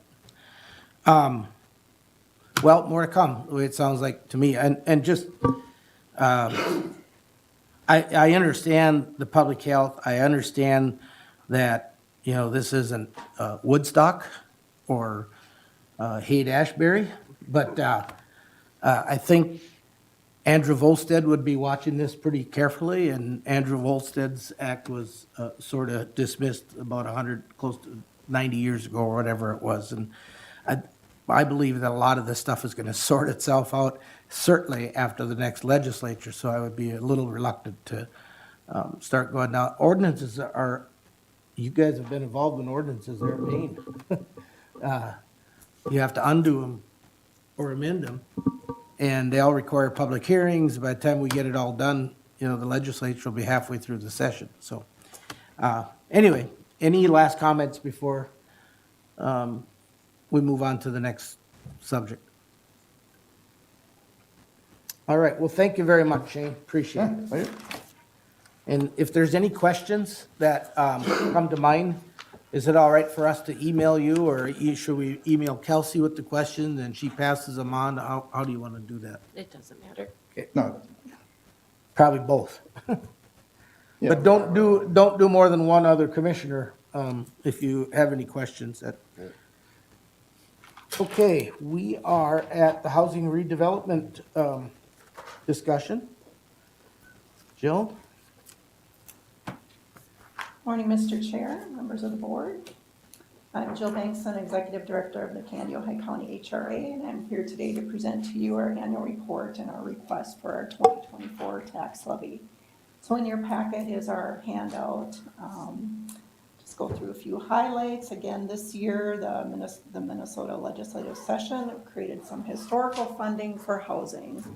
Everybody knows there's a shortage of housing, not only in the state or in our county, across the nation. So the state legislature is trying to address that. I think there's been approximately 15 new housing programs have been created, and Minnesota Housing is working at beefing up their staffing. I believe they have over 50 employees they want to hire. So although this funding has all been passed, I'm sure it will be a while for this to all enroll. And we're just kind of trying to wrap our heads around all these new things that will be happening, along with a lot of new laws that are affecting landlords and tenants, and our own thoughts about cannabis and how that affects our properties and those kinds of things. One of the big programs that will impact us is there's going to be a new state housing rental assistance program that will be similar to our federal HUD Housing Choice Voucher Program. It'll be about a third of the size of the federal program. We're sort of hearing that maybe that'll get implemented in 2024, so we're trying to gear up for that. As you know, earlier this year, we formed the Local Housing Trust Fund. We are still waiting for the state of Minnesota to offer that request for proposal so that we can apply for matching funds. That has not come out yet. I have seen the state handbook for it that was passed by the Minnesota Housing Board effective July 1st. So hoping at some point in time soon that RFP will become available. We are also kind of finishing up the Atwater Community Center rehab project. That'll be finishing up here soon. We've putting on a new roof, insulation, heating, cooling units, stucco, windows, exterior doors, installing handicap door openers, entrance lighting, interior ceiling lights, and painting. We'll wait and see here if we have some additional funds from that grant to see if we can do a little bit more, but kind of finalizing where our numbers are on that. And that project was made possible through the Small Cities Development Program through the Department of Deed. Moving on to the next page, you've seen this before from me, just lists all of our rental properties that we own. First 3 pages are federal public housing projects. That would include Lakeview Apartments, Welshire Townhomes, and we have 18 scattered single-family homes throughout southwest and the north side of Wilmer. These projects are always full. Country View Place is a 6-unit long-term supportive housing project for the homeless. It's located east of Walmart on 20th Avenue. Townhomes, we own townhomes in New London, Pennock, Raymond, and Candy, Ohio. They rent for $750 per month. They were built by the HRA in the late 1990s by issuing revenue bonds. Then we manage a number of properties that are owned by third parties. West Central Mental Health Housing, located here in Wilmer. It's 12 units. It's owned by Candy, Ohio County and Woodland Centers. Dana Heights Apartments, located also in Wilmer, owned by a private company. It's a rural development project that consists of 48 units. West Wind Townhomes on page 4 is a 28-unit project built in 2010 by the Southwest Minnesota Housing Partnership. Highland Apartments is owned by the HRA and a private entity. We've formed a limited partnership. It's 78 units. It's a low-income housing tax credit project, and we have assisted living services on site that are provided by Central Minnesota Senior Care. We also then manage McLeod County HRA townhomes located in Stewart, Broughton, Glencoe, Silver Lake, and Lester Prairie, 72 units there, also built in the late 1990s and the early 2000s. 15th Street Flats in Wilmer is the newest project, as you're aware. Again, a 47-unit low-income housing tax credit project, always full. Tenant-based rental assistance programs, we assist up to 498 households in Candy, Ohio and McLeod County under the HUD Section 8 program. Up to 65 households under the Bridges to Bridges program, which is a program of the Southwest Minnesota Adult Mental Health Consortium. We do the issuing of the vouchers and getting them on the program, and then Southwest Minnesota Adult Mental Health provides supportive services to these households who have serious and persistent mental illness. Shelter Plus Care Program, 14 units. These persons are homeless single persons with disability. On page 6, property improvement programs. So we're finishing up here a City of Wilmer program for the small cities that provided homeowners and commercial property owners with rehab loans. In the city of Wilmer, we're also doing a multifamily rental rehab program that is for the Candioi County HRA and the Lakeview Apartments. If you can, encourage you to drive by there, as this project will also be finishing up this fall. There's a lot of new windows going in, the building is being repainted, and it actually looks pretty nice. Downtown Streetscape Program is also part of that grant. And then the city of Atwater will be assisting 12 households, owner-occupied homeowners. We've taken 10 applications to date, and then finishing up the community center rehab. We also have these couple programs that are not very busy at the moment: rural development intermediary lending program for business owners and a down payment assistance program. The latest loans we've done through the down payment has been for the mobile home park over by Midwest to help people bring in new mobile homes over there. Page 8, Minnesota City's participation program. We submit an application to Minnesota Housing each year to set aside mortgage bonds that local banks access and make loans to first-time home buyers and purchase households. For calendar year 2023, our allocation is $781,711, and so far 20 loans have been made to date. Our tax levy request for 2024 is $900,450. This is a $150,000 increase from 2023. The increase is in response to us putting into our budget $150,000 for the local housing trust fund, and also for costs to add a new loan processor position and a rental programs manager position as we're gearing up for some of these new programs with Minnesota Housing. On the page 9, you can see our budget breakdown.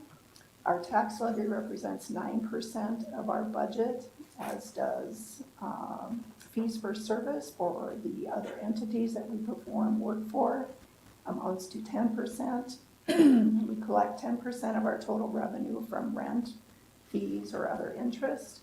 We're using $1.2 million in reserves, and our largest funding source is from the federal and state government at $4.8 million.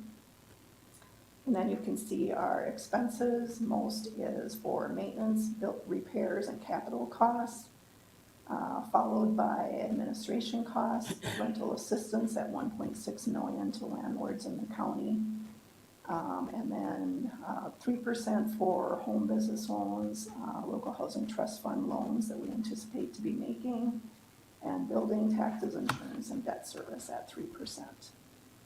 On page 10, you can just kind of add these couple charts in so you can see where our single family production has been going, what the trends have been over the last 20 years. The height of building construction single family homes was in 2002. You can see Candioi County is the orange line there, and that has continued to drop off, including in 2022 at about 75 units. The next page, page 11, shows single-family activity from the Realtors Association. Excuse me. Gives you a snapshot of what July 2023 looks like from 2022. Listings have gone up, but you can see closed sales have dropped to about half. So new listings in July were 64 units came on the market compared to 53 in 2022. But the number of closed sales dropped from 63 in 2022 to 34 in 2023. I would assume the jumps in interest rates have had something to do with that. Median sales prices do continue to go up to $279,000 from $266 a year ago. Days on the market are a little bit longer, and the months of supply have increased from 1.7 months to 2.8. Year to date is on the flip side. You can see through the calendar year, the number of listings has fell off from 364 a year ago to 300 this year. Closed sales have also dropped by from 295 a year ago to 206 now. Median sales price again has increased, and the number of days on the market has slightly increased from 29 days to 36 days. With that, Mr. Chair, I'm happy to answer any questions. Any questions for Ms. Bingston? So I'm going to go back to your chart, and I don't really have a question. That chart that showed the single-family units, maybe more of an observation. So it looked like in 2000, from 2003 to 2009, which is for obvious reasons, a housing crash, and those, with the banking debacle, everything was pretty consistent. But then when you get the recovery, or what appears to be somewhat of a recovery, and I can't distinguish between these two counties that are red, McLeod or Meeker. But it seems like there's a relation between the proximity to the metro and/or, counties with lake, the Kaneohe County with lake. Do you know which is which here on the red ones? I'm guessing that's McLeod, the one that has got the sharpest increase here in the last 2 years, because they're not that far from the Southwest Metro. I believe that one is actually Meeker that is jumping up there. Anyway, it's an observation more that we're in the more rural counties, they're really suffering there. How much have we deployed any of the money going back to? Yeah, so we've got quite a bit of funding from the feds, from the state, from USDA, rural development, from our ARPA dollars. But there doesn't seem to be a lot of deployment yet at this point. That's because we're waiting for rules to be clarified? That is on purpose. And the reason is we wanted to have the most max sitting there, so when we apply for the grant, we can get the max amount from the state. So if we deploy them at this point. It reduces our grant though. Yeah, there isn't much, yeah.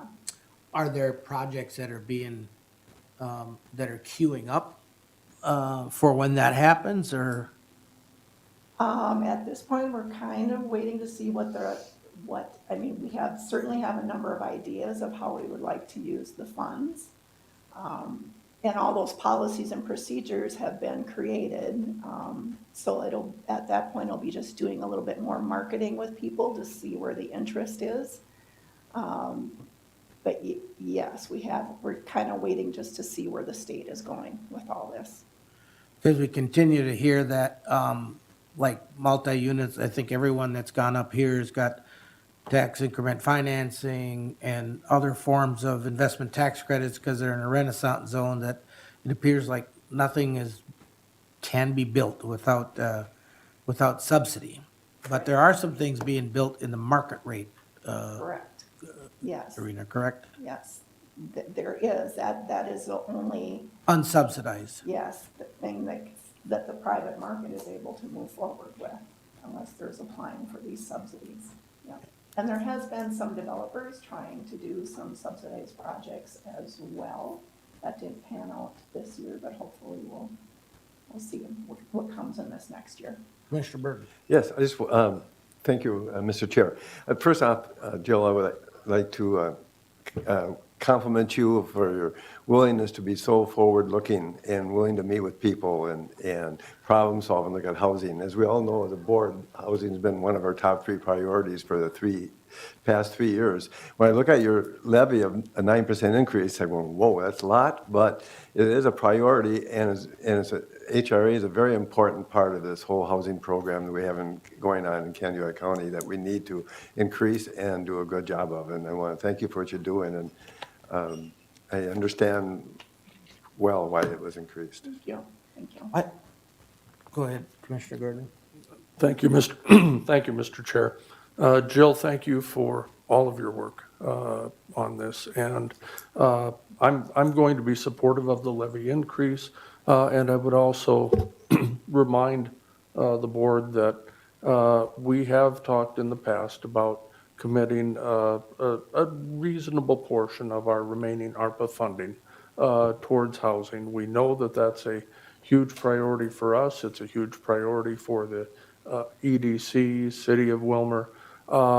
And all of our cities, the housing study that was recently completed really shows where the need is.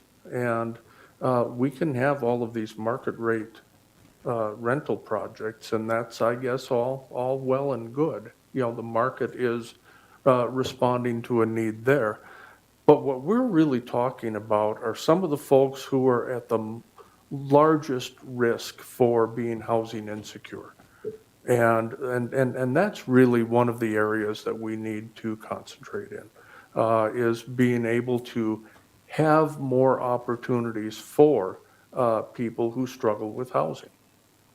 You see a lot of the special needs, that we have in here. We have housing for people who suffer from serious and persistent mental illness. We have projects for people who are homeless.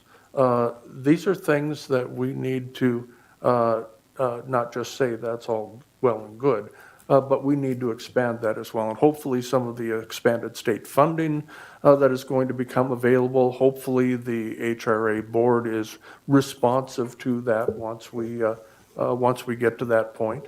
And like I say, I support this, and I hope that we fairly soon dedicate some funding to that housing trust fund from our ARPA funding. Okay, which brings up a question for me, because I thought we had, no, okay. It was just a number that was tossed out Yep. Just about a a year ago discussion. or more. How much? I didn't say an amount. I said it was a discussion, a number that was tossed out about a year and a half ago already, and I don't recall what that is. I have one in mind. Yeah, I'm sure you do. So then the levy increase doesn't take into account any potential dollars that may or may not come from the ARP, It does correct? not. Yeah, okay. Mr. Berg, did you have a question? Nope, or comment? I'm fine. Okay.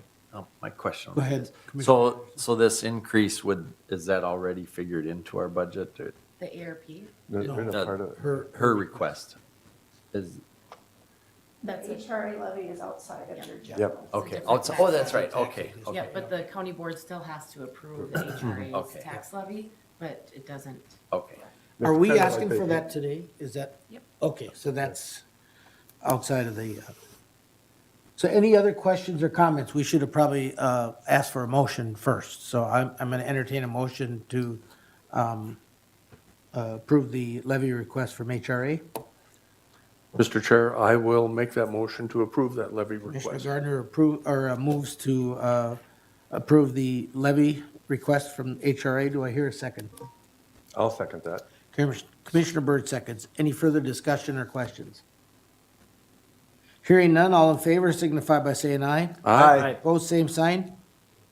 Motion carries. Thank you. Thank you very much. Appreciate your Thank you. support.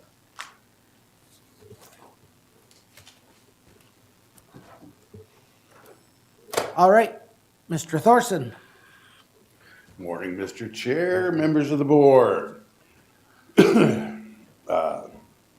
Met with the facility committee last month, and during our discussion, one of the subjects was a facility condition assessment, long-term planning, capital improvements, and preventive maintenance. I was instructed to do some research and obtain a cost for what a FCA might come, FCA facility condition assessment going forward. So first off, I researched state contracts and co-op purchasing, and I found that our current maintenance software provider, their parent company, Brightly Solutions, was able to facilitate this assessment. I did reach out to them. I did send the members of the facilities committee a link to some of the information outside of what I put in the board packet.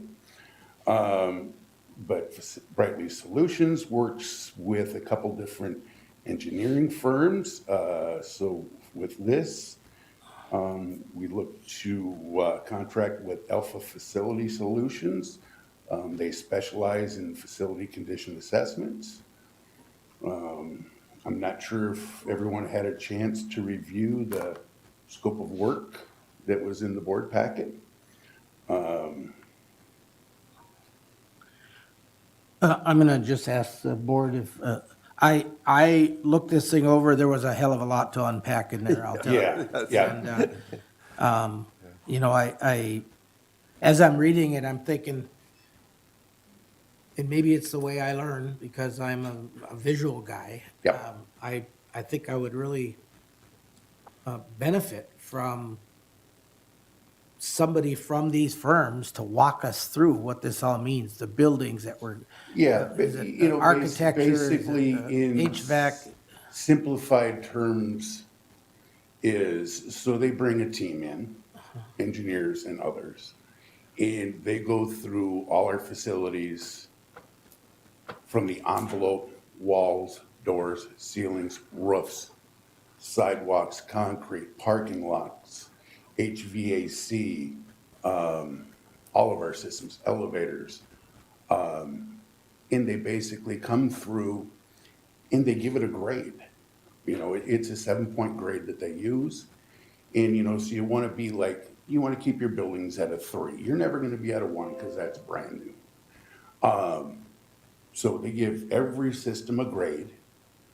And then they come back with these reports saying, okay, to get this building up to this grade, this is what you need to do.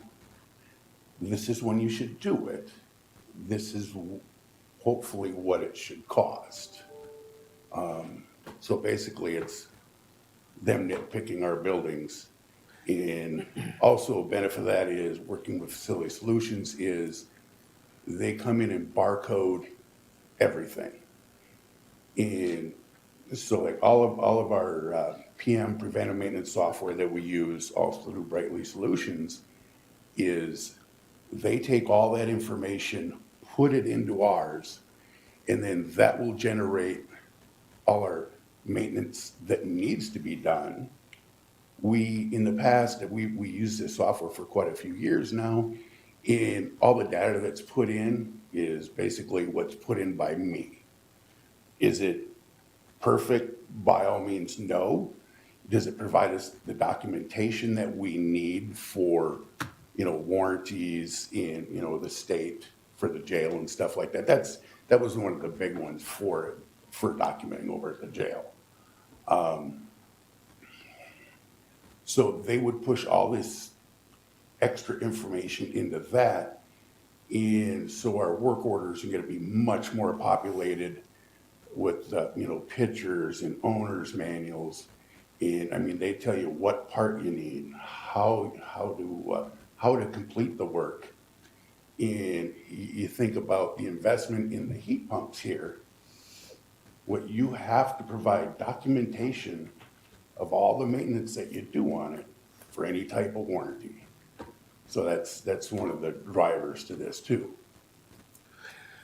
So, go ahead, Commissioner Berg, I have some more questions. Yeah, I went through it as well. There's a lot to take in. Yeah. And I'm just thinking, it'd be kind of interesting to hear if any other counties have used their system, and who would they be? Let's see, who did I say? It was New Ulm, City of New Ulm. Okay. Concordia College. You know, that's more buildings than us, you know, and they've used Brightly and Apex or Alpha Facility Solutions. Okay, thank you. Mr. Keep Chair. going. Yeah, it'd be interesting to follow up at our meeting next week with AMC and the commissioners from there, how they felt about it and the services. Yeah, If I'm looking at- a lot of counties in the larger cities do these facility condition assessments From this, on a regular basis. from this company, though. Oh, not necessarily. There's other vendors that also do it. Something I did notice, they said, well, if we make a decision by the end of this month to get this special deal or something, right? Yeah. I don't like those kind of pressures. No, I know. It's because they don't want to put boots on the ground in winter. They refuse to come to, you know, Minnesota basically November through April. So, this is more than just a study then. This is like over $100,000 initial, and then we have to contract as part of that for 6 years? It's At 10,000 plus a year? Yeah, I contracted with them now for our management software right now. Okay. So this is added on to that then? Yeah, that would That be a won't regular go, yeah, budget line. that'll still be there and that's separate, okay? Yeah, and that gets, like that 10,000, that gets divvied up between all the buildings, so all the accounts. It's not like it's one big. Still, yeah, Yeah, budget-wise, it's still. Yeah, so one of my questions is, we have a lot of buildings in the county. We got Public Works, we got this covers Water Commission. county we got parks. County, yeah. So, yeah, I've really never had to deal with any of the county park buildings. Yeah, so what is the scope of, what is the proposed scope of the building that would be covered under this, Every single building in the county. that the county owns? So they're gonna go back out through, Mel can attest that they had one done in 2016, but that was mainly for processing equipment, I believe. And I think that's how you got to where you're at now with improvements. And so that would cover all the Green Lake sewer buildings, all the county park buildings, Hawk Creek, 16-bed, Prairie Woods, covers Prairie Woods.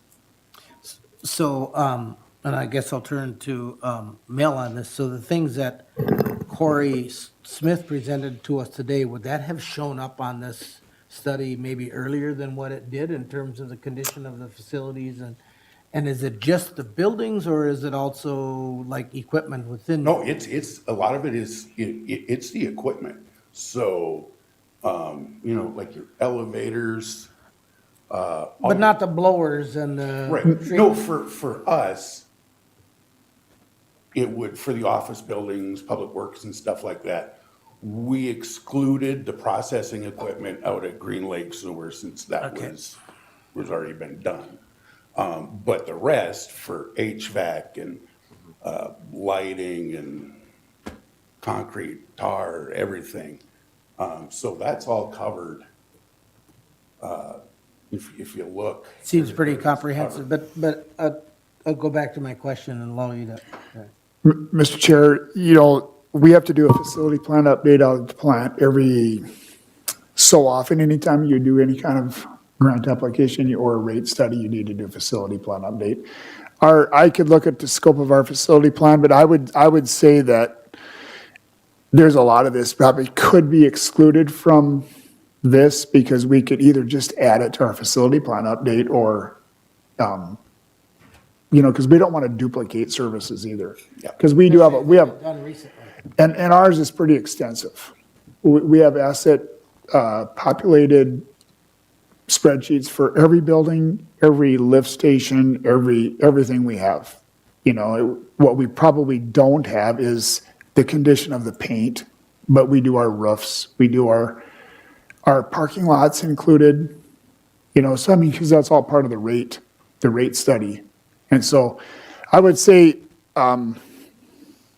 it can be minimized under this proposal substantially for the glacial lakes. In fact, I don't know that I would even want to cross them too much.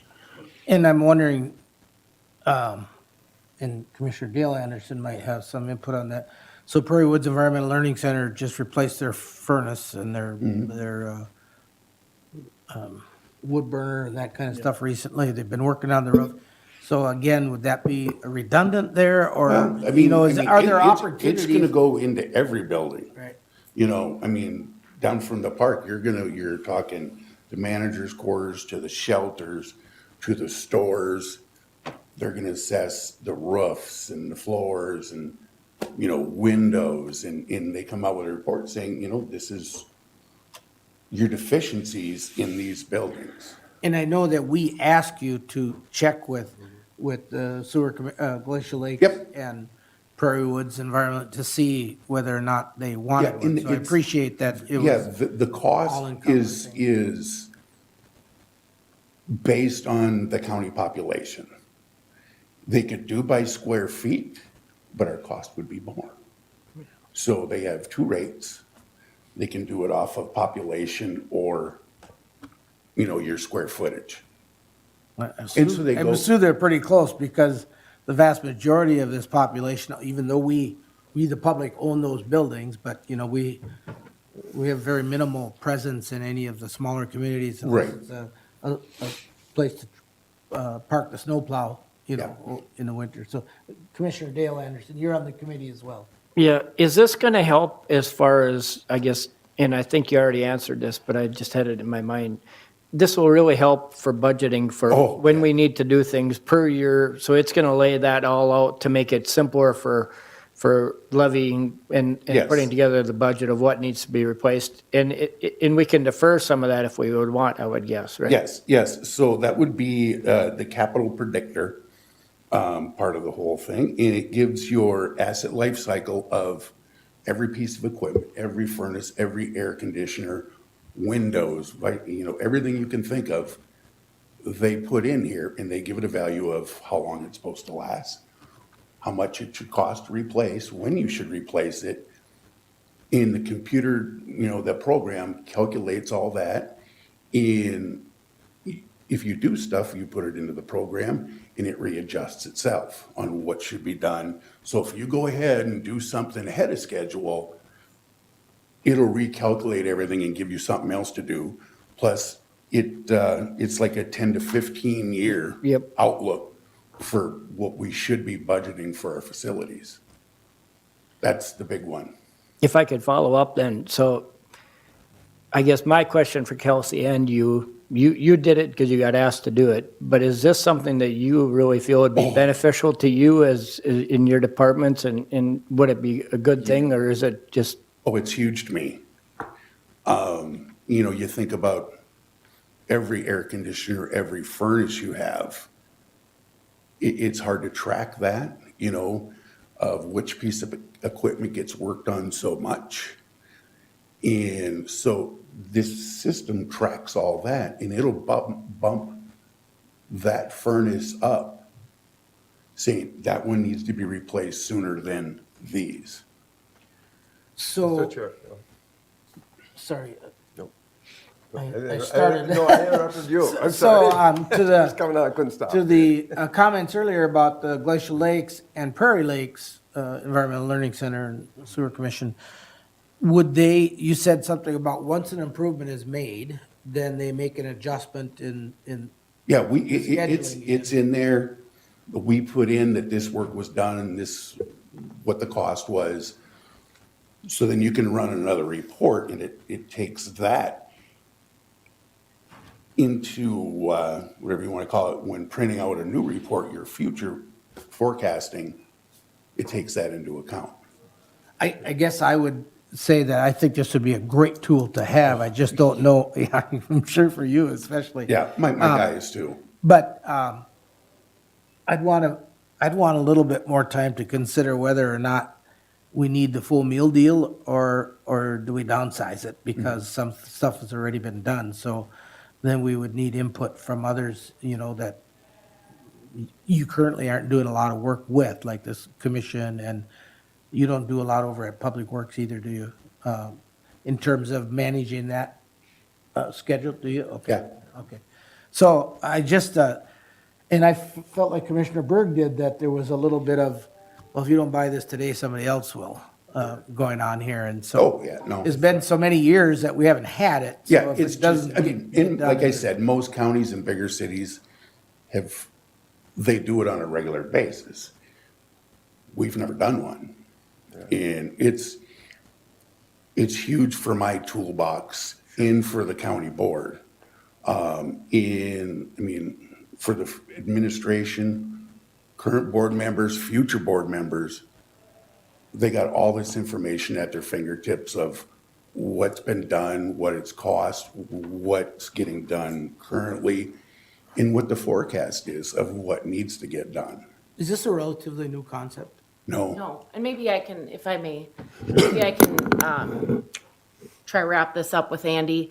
When I came to Candido County, I was surprised that we didn't have a facility analysis done.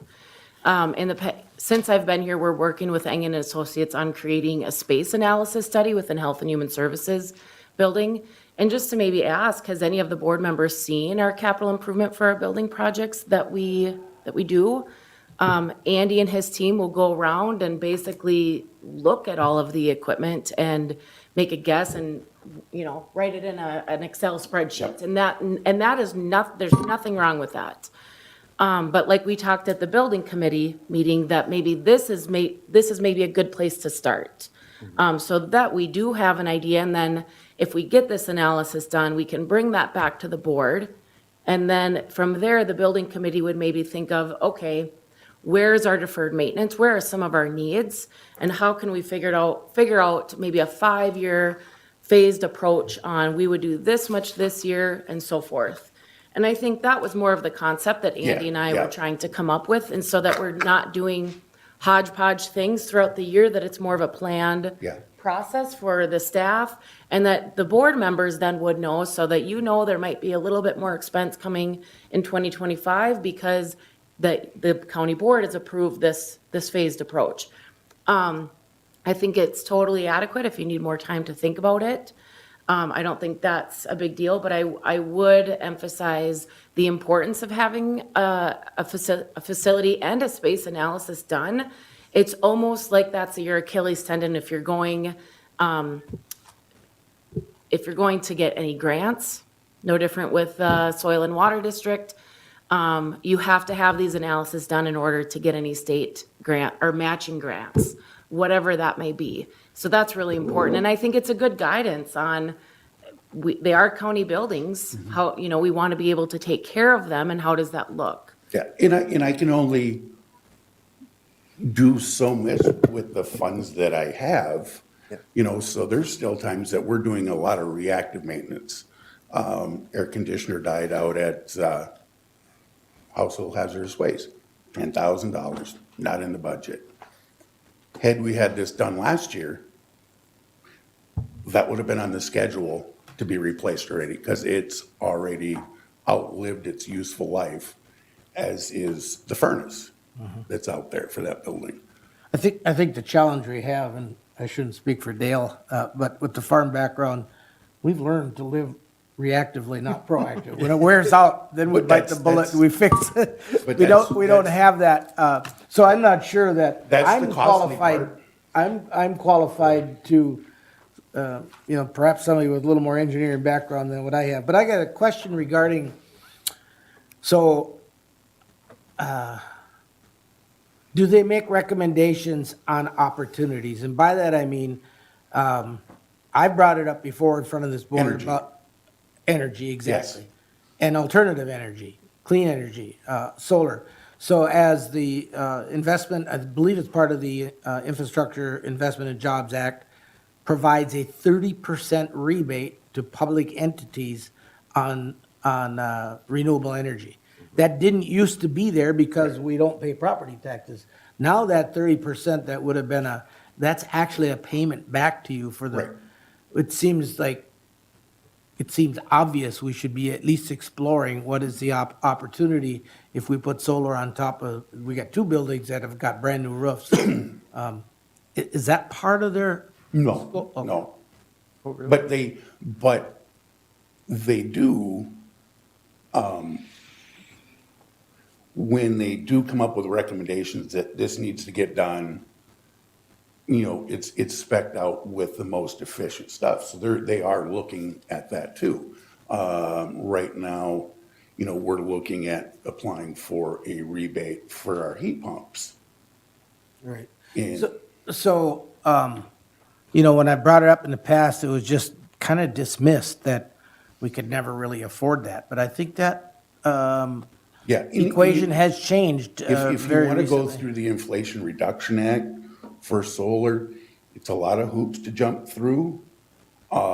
You have to contract with companies that have apprenticeship programs.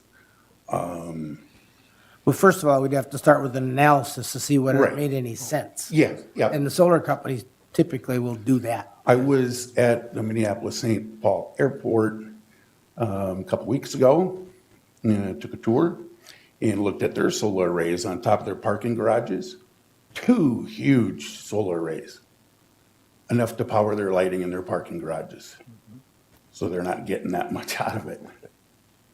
Mr. Chair. Well, first off, thank you, Mr. Chair. I want to thank you for what you've been doing. Yeah. Yeah, and up to now, you've done a fantastic job. And it sounds like it's been very stressful for you. And you said sometimes you're kind of guessing here and guessing there. Yep. And I think you're doing an excellent job. The way I understand this, and I think it sounds like really a good idea. I'm a little taken back that it was that much money, but maybe that's the way things are nowadays. I do also have a question about where the money would come from, but I think I know. My concern too is if I understand what you're saying, they're going to tell you the life of this furnace is going to be this much, and then you could just replace it when that day comes. Well, but the discretion is still up to you. That's what I try to do now. Yeah, and I think you're doing a pretty good job. I mean, And I keep with the money, I'm way behind schedule. Well, with my, and maybe I'm thinking on the wrong basis, but a person does this with their own homes too. I got a refrigerator this old, where should be looking or whatever. But, if I went by the schedule consumer report, what I get? Well, the lifespan is X amount. Well, unfortunately, it's maybe 17 years, but mine always go out at 12, and I wouldn't replace it anyway, right back to where I'm at. Or some products are just fantastic and they go beyond that. And I think it still boils down to you making a recommendation and a decision of that. Okay, this should be replaced now, but I really feel because budget-wise, we can put it off for another year or two or something, depending upon what it is. Am I correct on that? Yeah, and, a couple of my things is in the near future, we have major expenses coming up with our elevators because the state likes to adopt new elevator codes and they force you to do this. We're talking in hundreds and hundreds of thousands of dollars. Electrical down at the courthouse, 60-some-year-old main switch gear, all electrical panels. That's why I also requested to hire Missouri River Energy to come in specifically and look at our energy control systems on top of that, because it was more in depth. So that would be a separate. Yeah, that was at $3,500, I believe. Mr. Chair, thank you. Ms. Baker, would this come out of reserves then at this point? Building. So we have funds there for us if we needed to.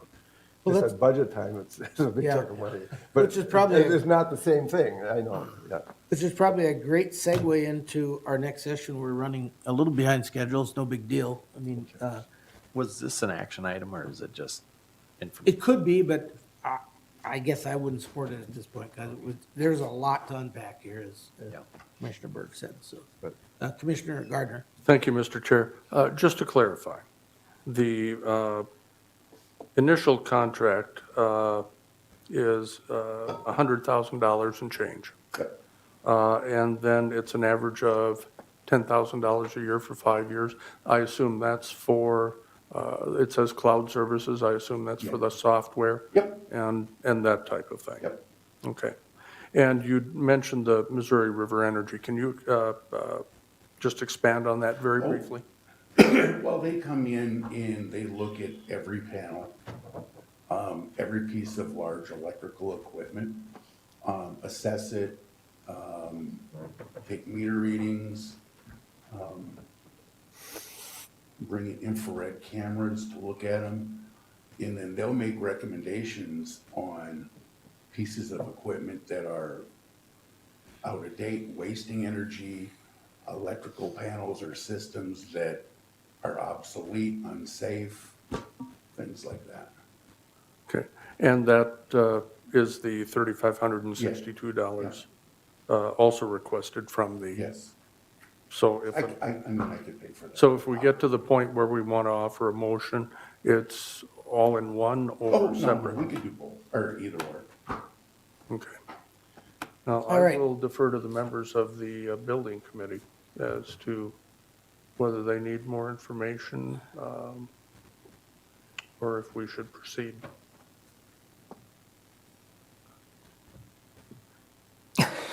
I'm not prepared to support this at this moment. It's been this long that we haven't had one. If we have to work over the winter to do some more investigating and see if there's other options out there, or if there's opportunities to say where we've already done this recently, so let's, when when they gave the proposal, they probably didn't realize that we had a fairly recent plan out there. Yes, no, they were. Okay, okay. I guess my question to Kelsey is, how does, if we don't do this and we let this ride, does this affect our other thing that we're working on for that space analysis? Does it have anything to do with that at all, or it kind of fits together?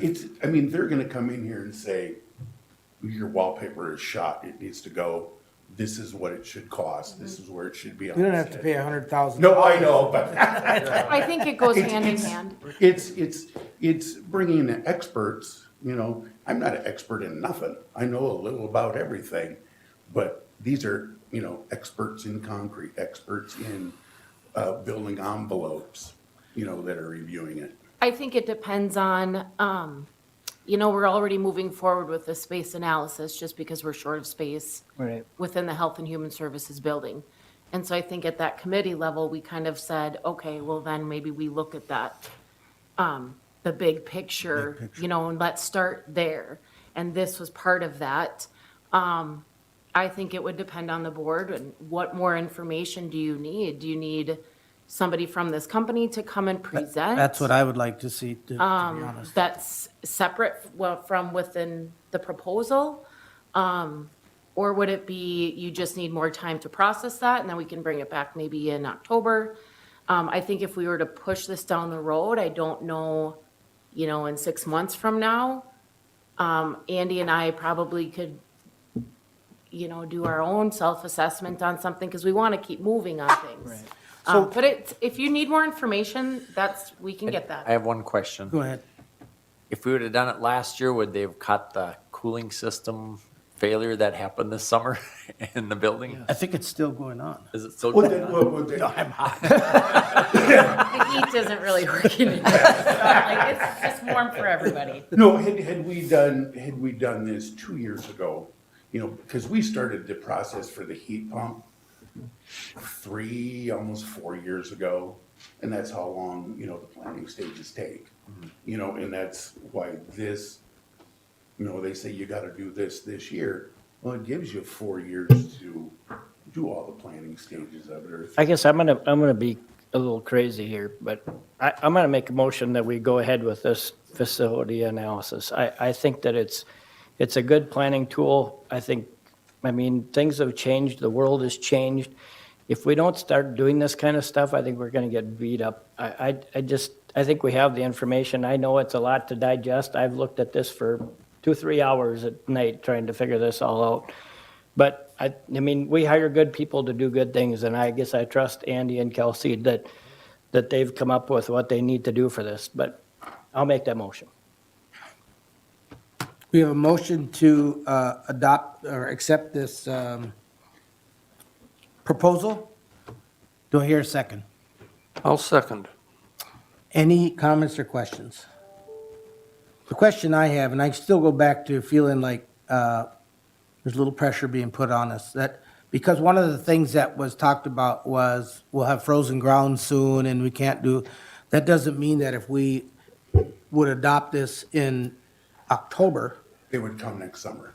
Yeah, and there's still plenty of the space analysis work that can be done over the winter before we, at least that would give us enough time to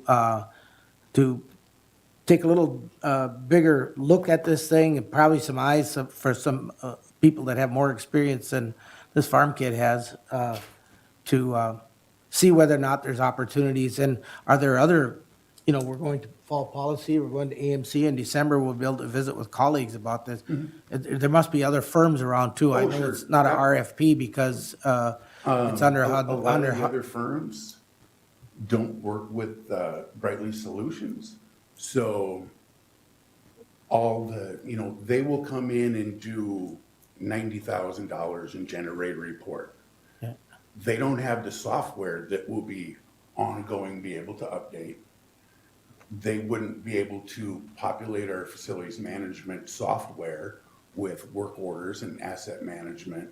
It's kind of the two companies that work together. So we're working with Brightly now, and that's why Brightly is so important, or are they the only ones that Yeah. have that capacity? I work with Brightly now. Okay. And when I seen that they were on the list of approved vendors on the state contract, that's why I called them. They didn't approach me about this. Okay. I had a question, but I think Steve beat me to it. Okay. And then I'll have another question after, or I have All a right. comment too. It probably will. Thank you, Mr. Chair. Andy, to that point, Sourcewell and the NJPA purchasing contract. This is under a cooperative purchasing. Yes. So where local units of government can access already vetted pricing Yes, that is approved by the cooperative. yes. That's, so you really don't have to go out for bid or anything Right, like yeah. this. And I feel safe in recommending this, knowing that we're not gonna get taken advantage of. So we Right. know that the price In my professional life, we utilize cooperative purchasing for local units of government and nonprofit schools all the time. So this is nothing new. And this is something, like I say, that's already vetted, correct? Yes, yeah. Okay. And I could do this. I could do this myself. It would take me 2 years and I would do nothing else other than this. Just because I don't have the access to the software and the databases that these firms already have, being that they're nationwide. I mean, they already have these heat pumps that we put in. We put the serial number, or they put the serial number in. All the work orders get generated straight from what the manufacturer requires. Me, I'm gonna have to take the book and type it all out for these work orders. Thank you. Mr. Chair, thank you. Thank you, Commissioner Gardner. I had the same question, but I did have two questions. The other question is, if we don't act now and look at next year or come back after, what's the difference in cost? Any idea? That's a guesstimate then. It depends on if the contracts get renegotiated.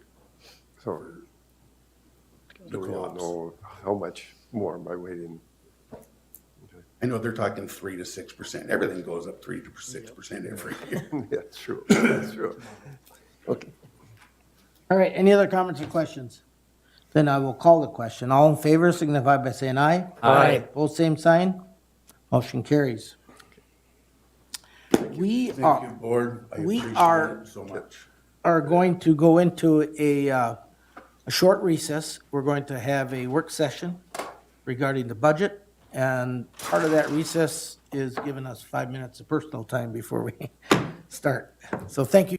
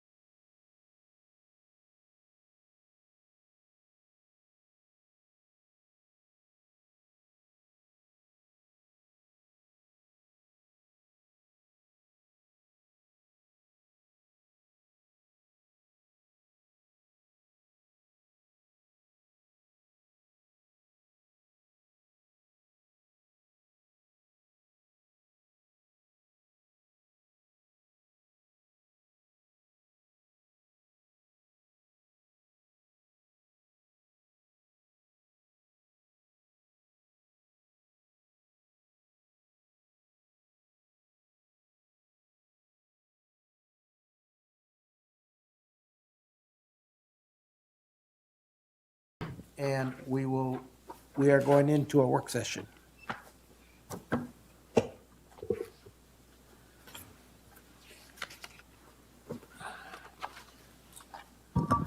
Good morning, Commissioners. Kelsey Baker, Candy Ohio County Administrator. So what we're going to do today for the continued board discussion is I'm going to hand it over to the Human Resources Director, Connie Mort, and we are going to present to you a few different ideas and options that we have come up with regarding health insurance and wages. And then I'm going to come back and kind of group us back together and present the levy options. But one thing, to kind of preface and to get you in this mindset is that the taxpayers might be really surprised when I get to the point of presenting the levy options. But I want the taxpayers and the county board to understand that you are making this possible by a heavier lift with the 2024 budget and to not kick that can down the road. This work that the county does is distributed by county employees. The board's wishes, state mandates, that's all done by county employees. And so I just want you to keep that in mind, that we are really trying to get things up to speed with our employees and to treat them fairly at all levels regarding health insurance and wages. So I will let Connie take it from here.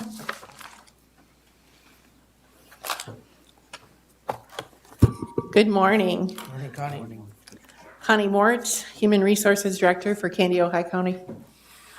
This morning, I'm going to be presenting two pieces of information. One is for our benefit packet, or our, as we would call it, our health insurance premiums, is going to be the main focus of this benefit discussion.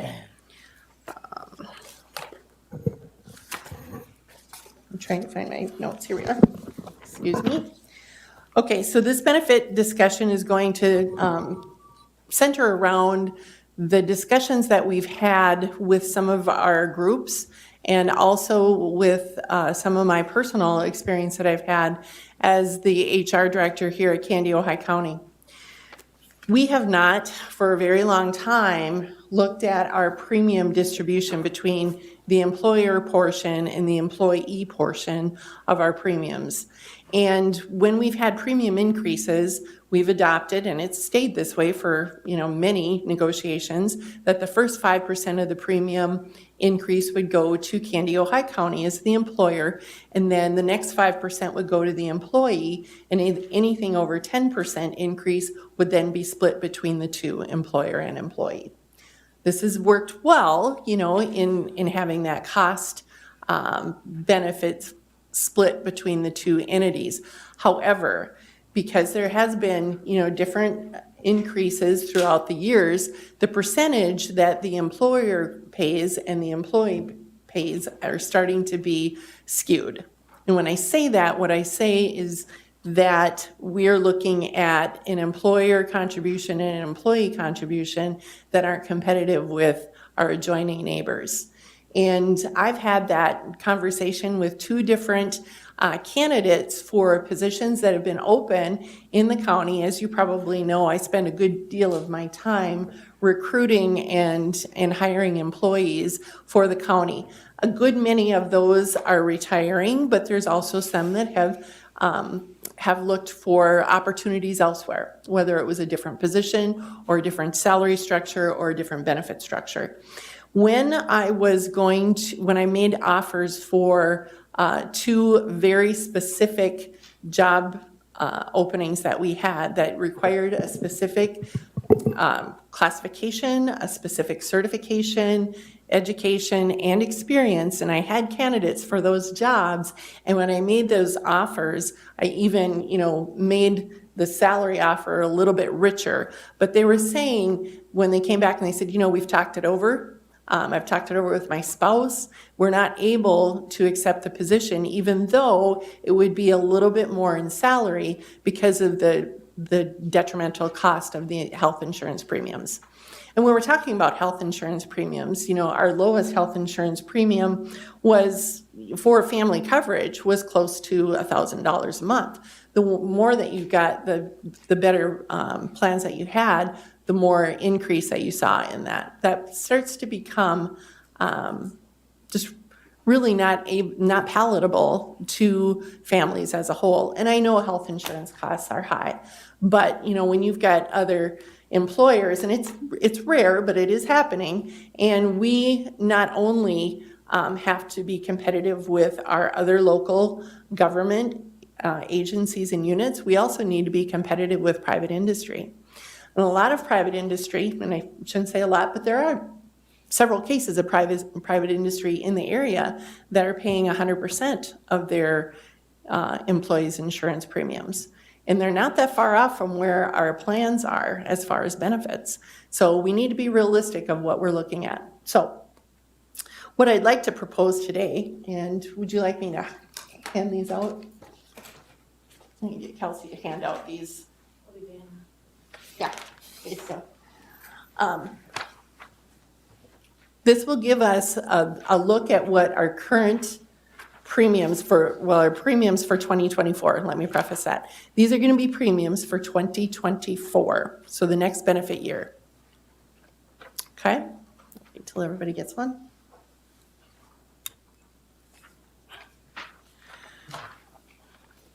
These are our existing plans. If you look about, a fourth of the way down the page, there's some bold type, the 1,200, 2,400 with VIBA, 2,250, 4,500 VIBA, and so on. Those are our 4 plans that we currently have, okay? 3 of them are VIBA plans. Well, the 4th is a VIBA as well, but it's also eligible for HSA. So that's another option for the employees. And when I say HSA, that's Health Savings Account.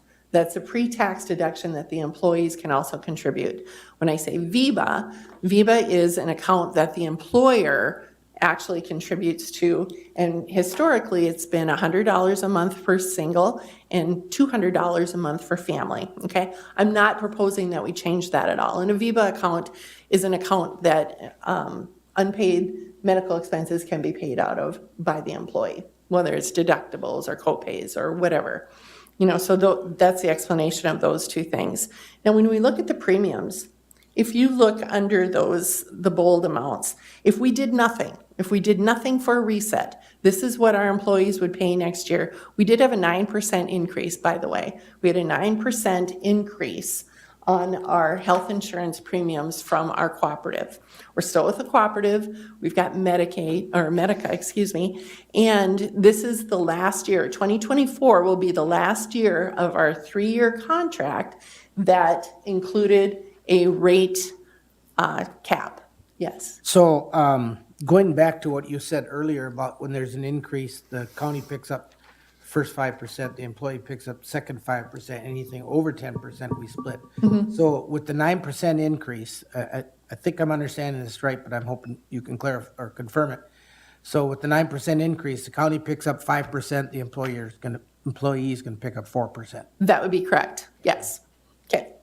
So, but again, those percentages were based on the premium increase, and again, over the course of the years with those percentages, then the actual amount that the employer paid and the employee paid started to be skewed. They started to be out of balance. So this is what, and I've been here 8 years, so this is like my 9th benefit year, and we've looked at this prior to this, but every year you can see it get a little bit more skewed as you go along. And so that was one of the things that Kelsey and I talked about when we were looking at the next year was, this was one of my asks would basically do a premium reset so that we could be more competitive with both our employees. This goes really towards recruitment, but it also goes toward retention. And if we're looking at retention, this is going to be something that's going to be very attractive to our employees. Anyhow, so looking underneath the bold, this would be our employer cost and employee cost if we did nothing. So the single coverage and family coverage, as you can see on our best plan, our family coverage, the employee cost would be almost $1,200 a month, okay? If we go all the way over, the HSA compliant one on the right-hand side, That's $676 for family coverage. And the reason that that is so much lower is because that $200 that we contribute to Aviva for our other family coverages, we take that off of our HSA compliant premium instead of putting it into the HSA, because employees cannot contribute to the VIBA, but they can contribute to the HSA, so we allow them to do that. So our proposal, if we look to the top, let's look at our top line that's on the top of our page, and it says proposal one way to the right. The enrollees, these are how many contracts that we have under each one of these plans. So our first plan, under single coverage, we have 91 contracts, or 91 employees are in the first plan, that $1,200 deductible plan. 78 family contracts exist in the $2,400 deductible, and so on. So this is how it's broken down. So we have a good mix. There's some that aren't used quite as much as the others, but you can see that it's either you've got one side of the structure or the other, really, is what we're looking at being the most popular. So if we did a reset, and my plan was, when we first started out with this, we were looking at 75-25 across the board. If we were to do that, it would be an inequality for our single coverage folks. Okay, so what we looked at doing then is doing 85%. The employer would pay 85% of the single coverages across the board. Okay, so if you look at that, employee cost would be $172.62, and if you look back down to where we had done nothing, it was $322.82. So that's a significant difference. That's a significant difference in your single coverage. So let's go to the family coverage under that, and we're proposing 70%. I'm doing a reset to 70% on family coverage because it is, that's a big dollar amount, okay? So if we're looking at the employee cost for our best plan available to our employees under family coverage is $849.73 if you adopt my proposal of 70%. If you look under the employee cost, had we done nothing, it's $1,180, almost $1,200. So we're looking at a fairly significant decrease there. If you're thinking of let's just say it's $1,200 to $900, that's $300 a month. $300 a month for coverage. So if you look at that, that's significant. That's $3,600 a year. So, those are things that we need to look at when we're looking at our family coverages and our single coverages, and retaining those employees that have family coverage, as well as our single coverage employees as well. So looking at it as a recruitment piece, because remember, got turned down for 2 very specific jobs this year, or this last week, and those are hard to recruit for because of the premium coverage, or because of the cost of the premium for employees. And then let's look at retention. We're having employees go, to our neighbors, as far as other local government agencies, because they're doing better. If you look at the city of Wilmer, and you look also at, I believe the state has also got significantly lower premiums contributions by their employees. So if we want to really be competitive, and we want to be serious about, retaining our quality employees that we have and attracting other quality employees, I really feel that this is a necessary ask. Any questions? Go ahead. So you said that this is our last year of the 3-year contract, this coming year. So how much are we going to see? Are we going to see huge bumps in that next contract? I guess it's a guess, but. Right. And that's a really great question. We can never guarantee, what we're going to see, but we would be going out for requests for proposals, RFPs, because that's something that we need to be responsible to do. We've had this for 3 years. It's been a good plan, but we're fiscally responsible to go out and look at other proposals from other insurances. And then also what we need to look at is, our cooperative. You know, we're currently in our cooperative that helps us maintain those lower premiums, you know, by, you know, helping us with our premium overages, you know, because our experience rating is quite high. You know, we would not have a 9% cost increase guarantee without the cooperative's help. Sure. Could I ask? Sure. Go ahead. So when you do exit interviews, is this one of the major concerns, or it's not the regular pay, it's the health benefits? It's twofold, to be honest, and we'll talk about that later because I've got Okay. another ask. But it is something that is talked about in almost every exit interview, salary or little survey that I give them, and we discuss it then in the exit interview. It is a concern. Yes, I would say 75%. Okay. Other questions? I have one quick question here, and across the top, let's go to the reset. The singles are all 85%, and the families are all 70%. Can you talk about that just a little bit?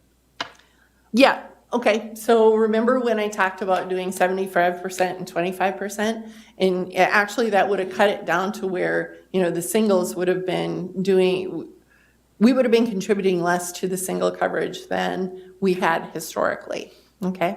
So looking at that and trying to be more market conscious between single coverage and family coverage, just because of the dollar amounts that are involved, we would be able to do 85% on the single coverages and 70 on the family coverages, just to make it more palatable for both our individual coverage employees and the ones that carry family coverage.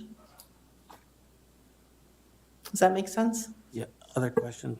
Commissioner Gardner? Thank you, Mr. Chair. Connie, so in that example where we're talking about the premium plan, you know, $330 a month less, that's almost $4,000. How does that equate to the equivalent of our step structure? Is that, you know, a couple of steps difference? Depending upon grade? It depends on where your grade Say is. a B2, 3 or something? Right, let's talk about hourly wage. You know, if we're currently looking at hourly wage, there's 2,080 hours in the work year. So if we're looking at $2,080, that's $1 an hour, $1 an hour. And so if you're looking at 4,160, so I did that math all by myself in my head. And so you're looking at that, that's $2. So, you know, you're looking at this exponentially, you know, and that's the kind of language that we use when we are doing proposals to prospective employees and making offers, because, you know, $2 an hour is much more, that's something that you can hang on to. That's something that you are looking at as a picture. And this completely goes to competitiveness and retention. Absolutely. Yep. Like we were talking about with our exit interviews, you know, it's been mentioned. Has it been a deciding factor? Like, you know, the insurance went up again this year. I got to find a different job. I don't know if it's been that direct, but it has been one of the issues that has been mentioned, on a factor in their decision making, if you would. Commissioner Berg? Thank you. Maybe this will all come later with Kelsey, but what would be the impact on the levy then? When we're talking, what percent? You know, and I am going to leave that to, okay. to So Kelsey, that'll come because later. she does the, Okay. she All does the levy piece of it. You know, I can tell you, you know, what it would cost, and that number is there, as you see, right under proposal 1, the total cost. If you look contribution to premium, that's $741,000. That's our rough estimate cost. But how it affects the levy is going to be something that Administrator Baker will be able to review with you. All right, if there's no other questions, I don't see any hands up, then, and you have nothing further to share with us? No, unless we just want to, you know, if we want any more detail in regards to what the medical loss ratio's been over the last few years, or what our carrier caps are and things, we covered pretty much the, you know, the premium increase Stick around guarantees if we and feel things. like we need to ask that question. Okay. We'll I have see no- what time it gets to be. Thank you very much. Yes, And you're I know, welcome. and also thank Lisa, I know that she's put a great deal of work into this to try to come up with a solution. Absolutely. Being on the employee Yes. committee. She's one more question. Sure. Oh, so will this put us on par with like neighboring counties or employee, businesses? It'll be better, I mean, this is a personal example, but I currently have insurance through my husband's employer because not only do they pay 100% of the premiums, but they also contribute to his health savings account. So it would be a hard ask for me to have insurance here. So that's just a personal example. I know that that is really outside the norm, but you need to be aware that there are a lot of employers out there that are doing way more of that. So I have a question, Administrator Baker. Are we asking for approval of this plan right now, or can that be done at the second meeting of the month, or what was your expectation when we came here today? I think we'll let Connie present and then I'll go over the levy options and then I'll ask the board. And we'll do them in two separate actions, I suppose. Yeah. Yeah, okay. All right. Okay. Thank you, Connie. Absolutely. Oh, and, thank you very much, Chair, for bringing up Lisa Weiss. She is our HR generalist, and she has done a really great job on putting this all together. She would have been here today to present because she would have done a much better job than me, but she had other options or other things that she had to do today. So otherwise, she would have been here. These are her notes, so. All right. Thank you again. You bet. Do we want to just go on with, okay. The second part of my presentation is, You got a second to ask. yes. Dana?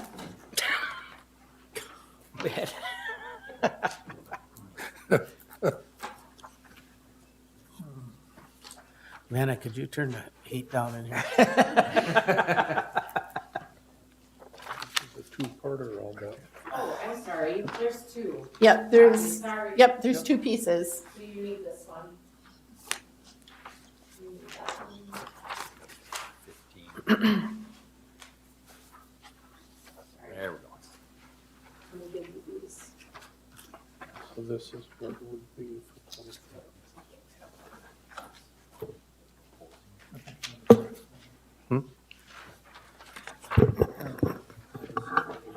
Thank you. I think I have both. Oh, no, I only have one page. Here you go. Up to the same. Yes, two. Oh. Yeah, I'll trade you a 10-step for a 15-step. Anybody need a 10? You need the 10? I need a 15.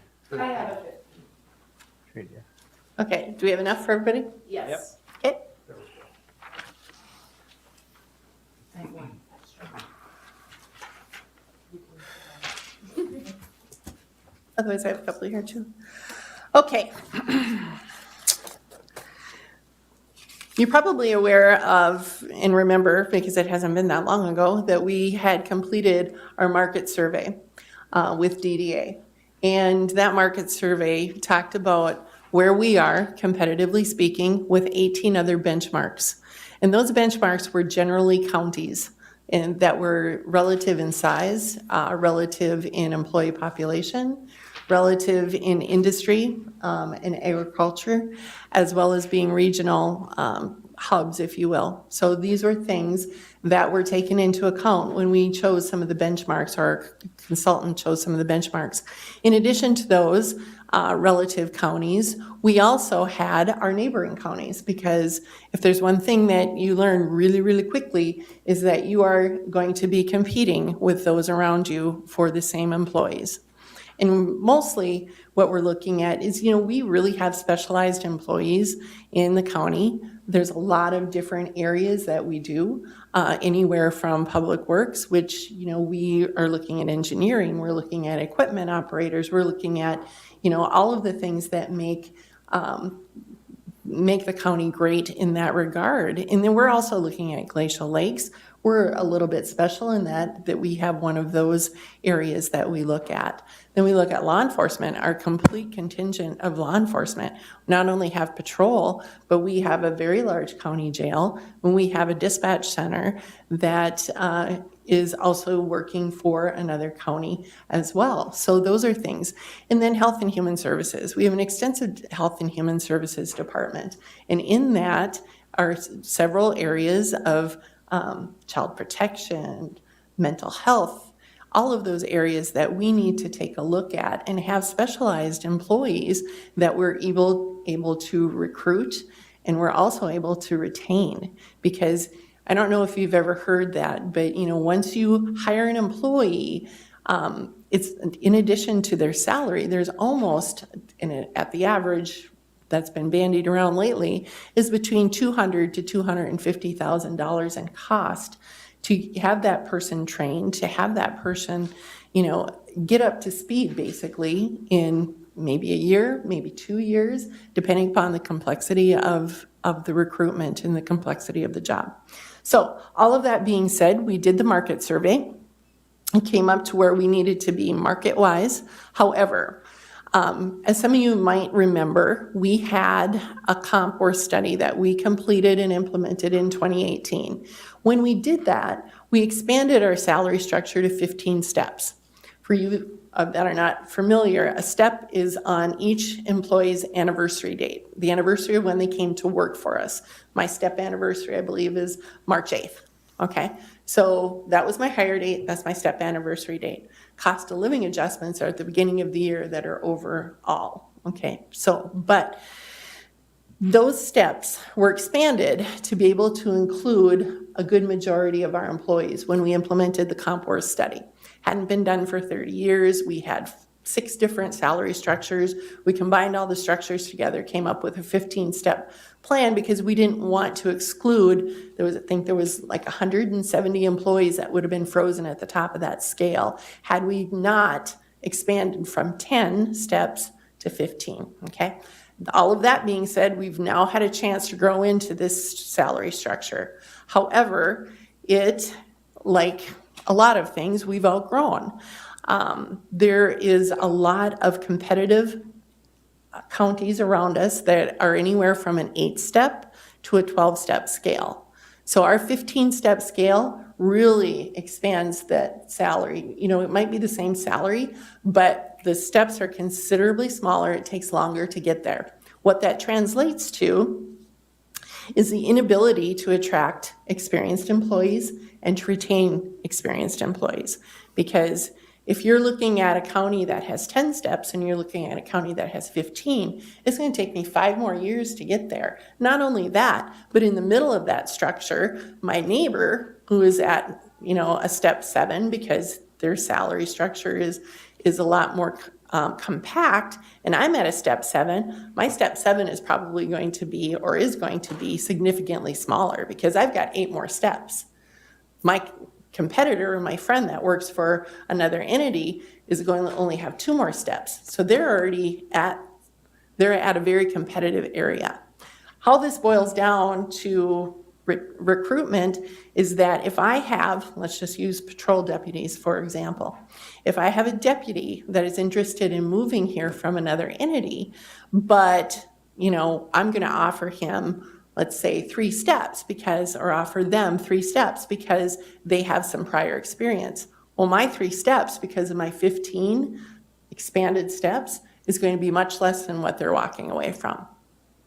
So if you were to take, and the steps on the 15-step scale, just so that you're aware, are anywhere from 3.71% to around 2.22% in between each of those steps, and it gets less as you get further down the scale.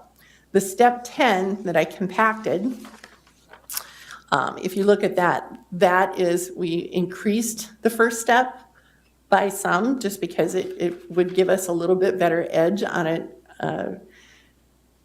a first step entry-level type of position. And then I took 3.8% in between each one of those steps on the 10-step scale. That's how I came up with 10 steps.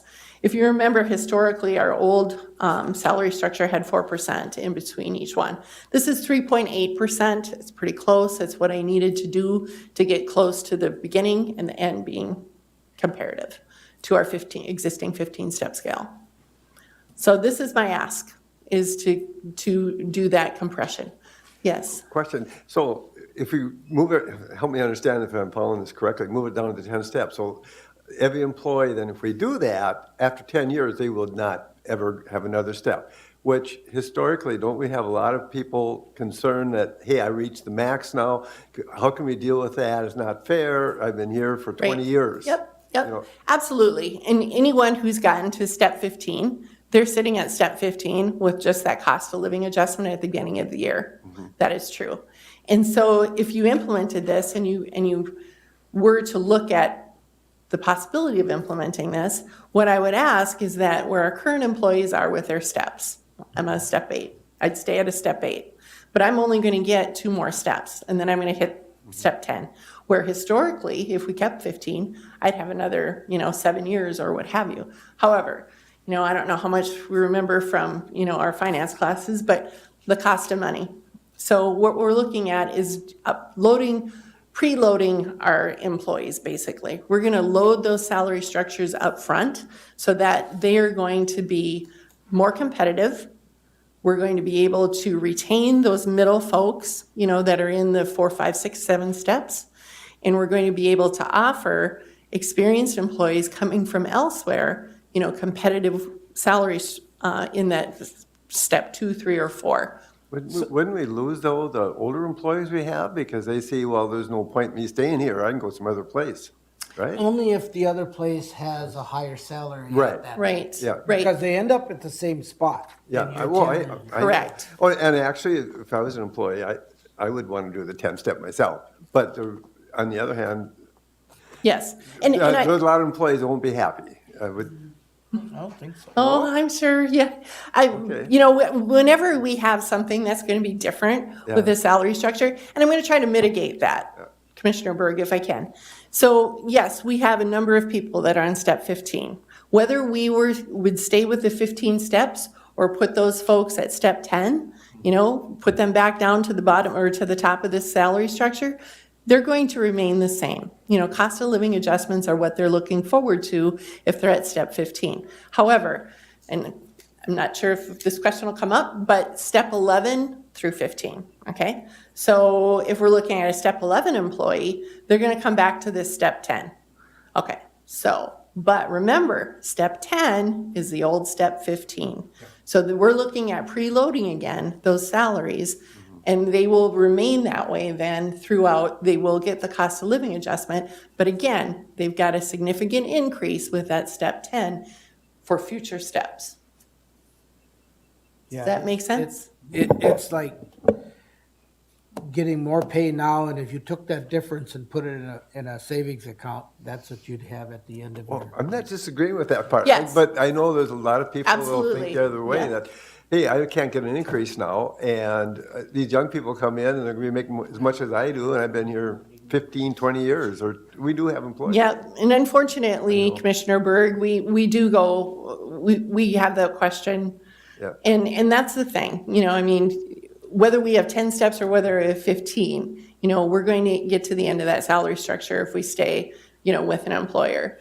We're hopeful that our cost of living adjustments will be competitive and that they would stay here, and that having this step 10 would be, progressive enough to where they would be getting those increases now and into the future.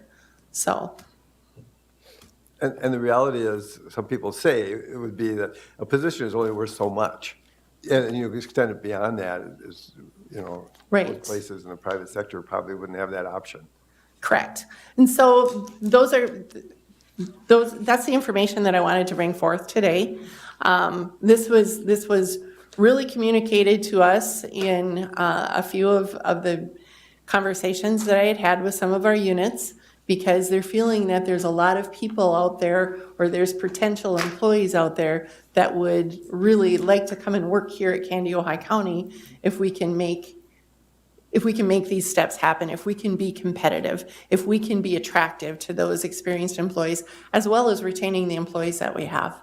Commissioner Gardner. Thank you, Mr. Chair. Connie, if we look at the tables just a second, let's take a B23 Okay? at year 10. Okay? They're at 68.3. They would, under this new plan, go to 76.9. Correct. Yeah, and then COLAs after that. Correct. So that's what we were talking about, was basically that, cost of money now, so that would be a significant increase for that employee now. And then cost of living adjustments for the next Yeah. So that's about several years. $6,500. And then COLAs after that. Correct. They're just getting there quicker. Yes. So it's basically, if you're looking at those increases spread out through the years, we're doubling those up right now. They're getting those increases right now, and then they're going to get that cost of living adjustment later as time goes on. Did you have further comments? No. Okay, thank you again very much. I know that this too was a lot of number crunching, and I know we have Excel spreadsheets for that, but Yes. we went back and forth a lot talking about this, and I think it's going to be very helpful. Thank you.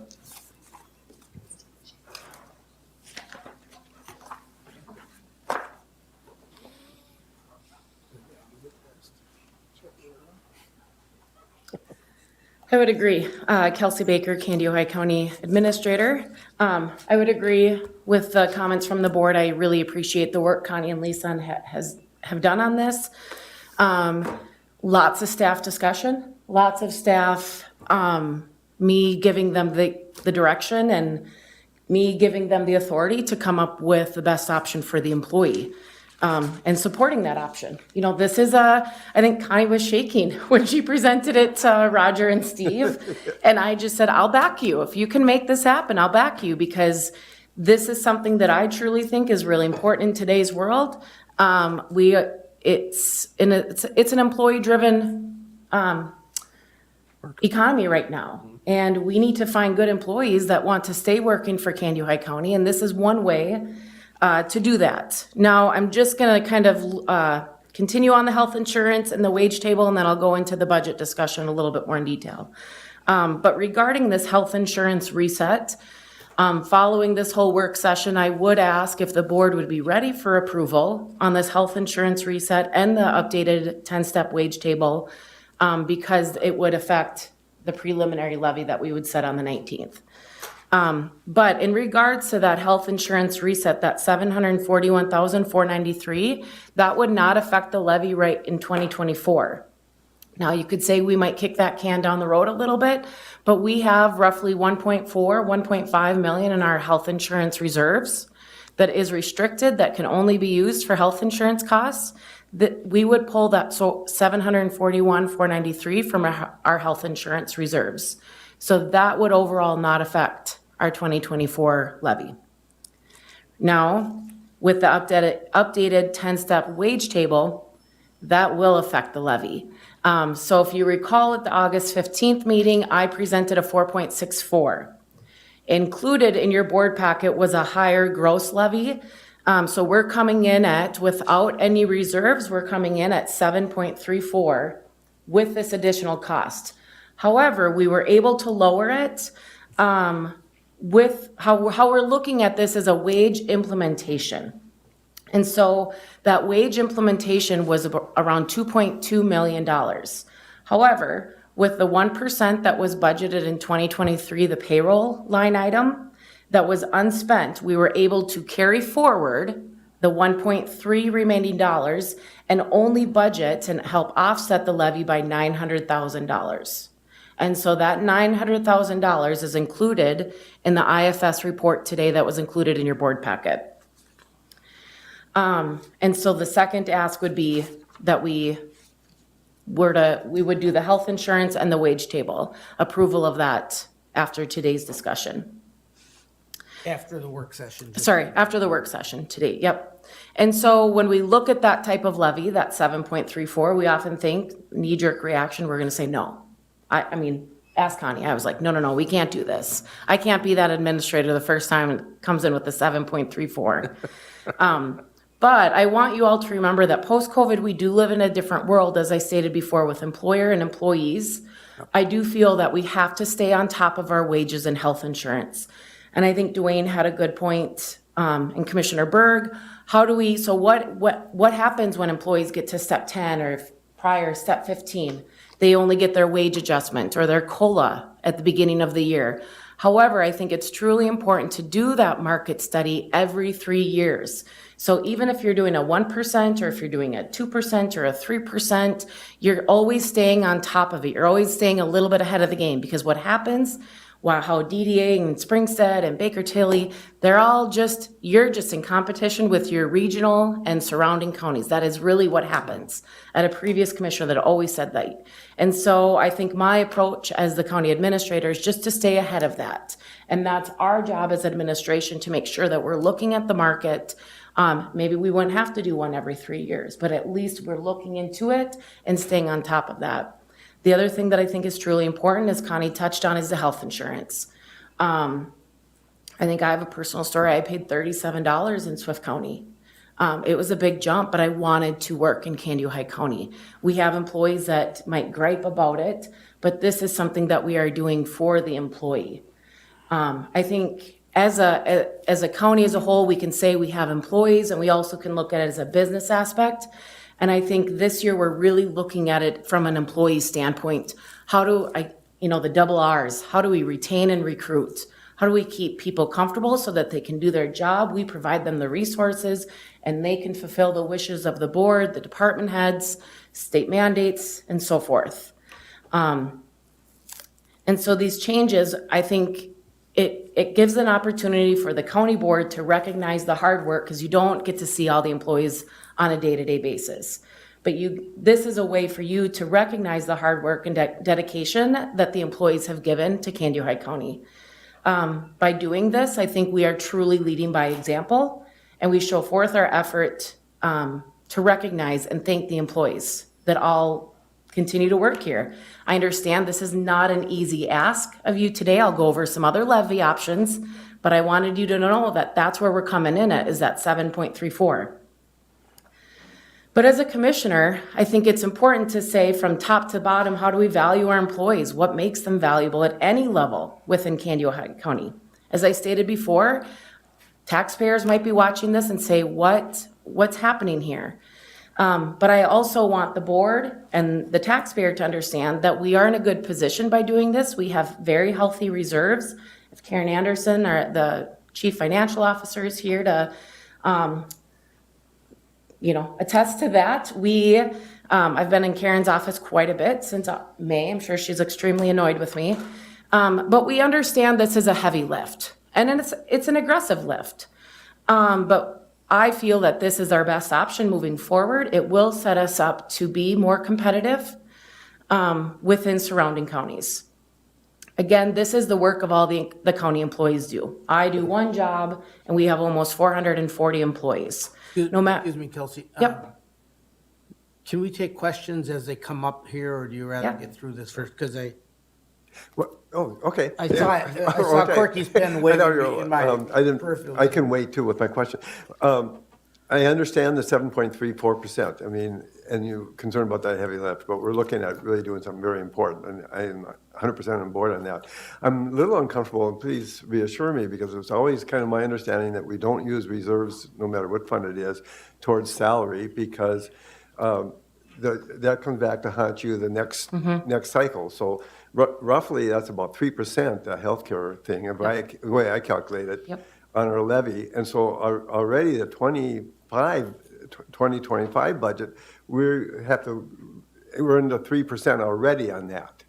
And so we're kind of kicking the can. And I mean, if we're looking at this, I'm not sure, another way, the only other way I can see it is that instead of 7.34, we go 7.834 or something to soften that. I hate to say that too, but, but this is Let me just my suggest discussion. that Kelsey continue. Yeah, with the okay, other that's my options question, and her and rationale for them before we. then explore those options for us. Yeah, and I mean, I was just gonna say that I think from hearing from employees, talking with staff, I do feel that this is the best route. And this would be my recommendation, that I would recommend the board approve and act on the health insurance reset and the wage cost. For me, it doesn't matter what status an employee is at. I think we value one another. And I want an employee to value me just as much as I value them. And that doesn't get us anywhere if we only look at one certain group or one certain party in how we look at the big picture. For me, I always look at, when it comes to wages and health insurance, I have to look at it fairly. It might not be equitable, but it's going to be fair. Now, look at a telecommuting policy, that's equitable. It might not be fair because you're not going to have a plow driver work remotely, maybe one day. But so kind of the mantra that I talk about with department heads is what's fair and what's equitable. And when it comes to wages, I do believe we have to be fair, because it doesn't get us anywhere if we only value a certain group. If we look at it as a fair and a big picture, we can together succeed as Candu High. And so for the levy options, like I said, without reserves, we're at a 7.34. Now, to Commissioner Berg's point, in the past, we have used reserves to offset the levy. Probably. Oh, yeah, no. Yep, I understand, if I may, since it's a work session, I understand that, but we use those reserves for a snowplow or something like that, a one-time purchase. Have we used these for salaries before? Maybe I'm wrong. We did try to use the reserves more for one-time purchases. Right, okay. So you're right, this is an ongoing. I think you could look at it just a slightly different lens, in that this is more of an implementation process. This is no different when you have a grant-funded FTE, and you want that FTE to be sustainable when those grant dollars are gone. So what does a county or any type of business typically do then?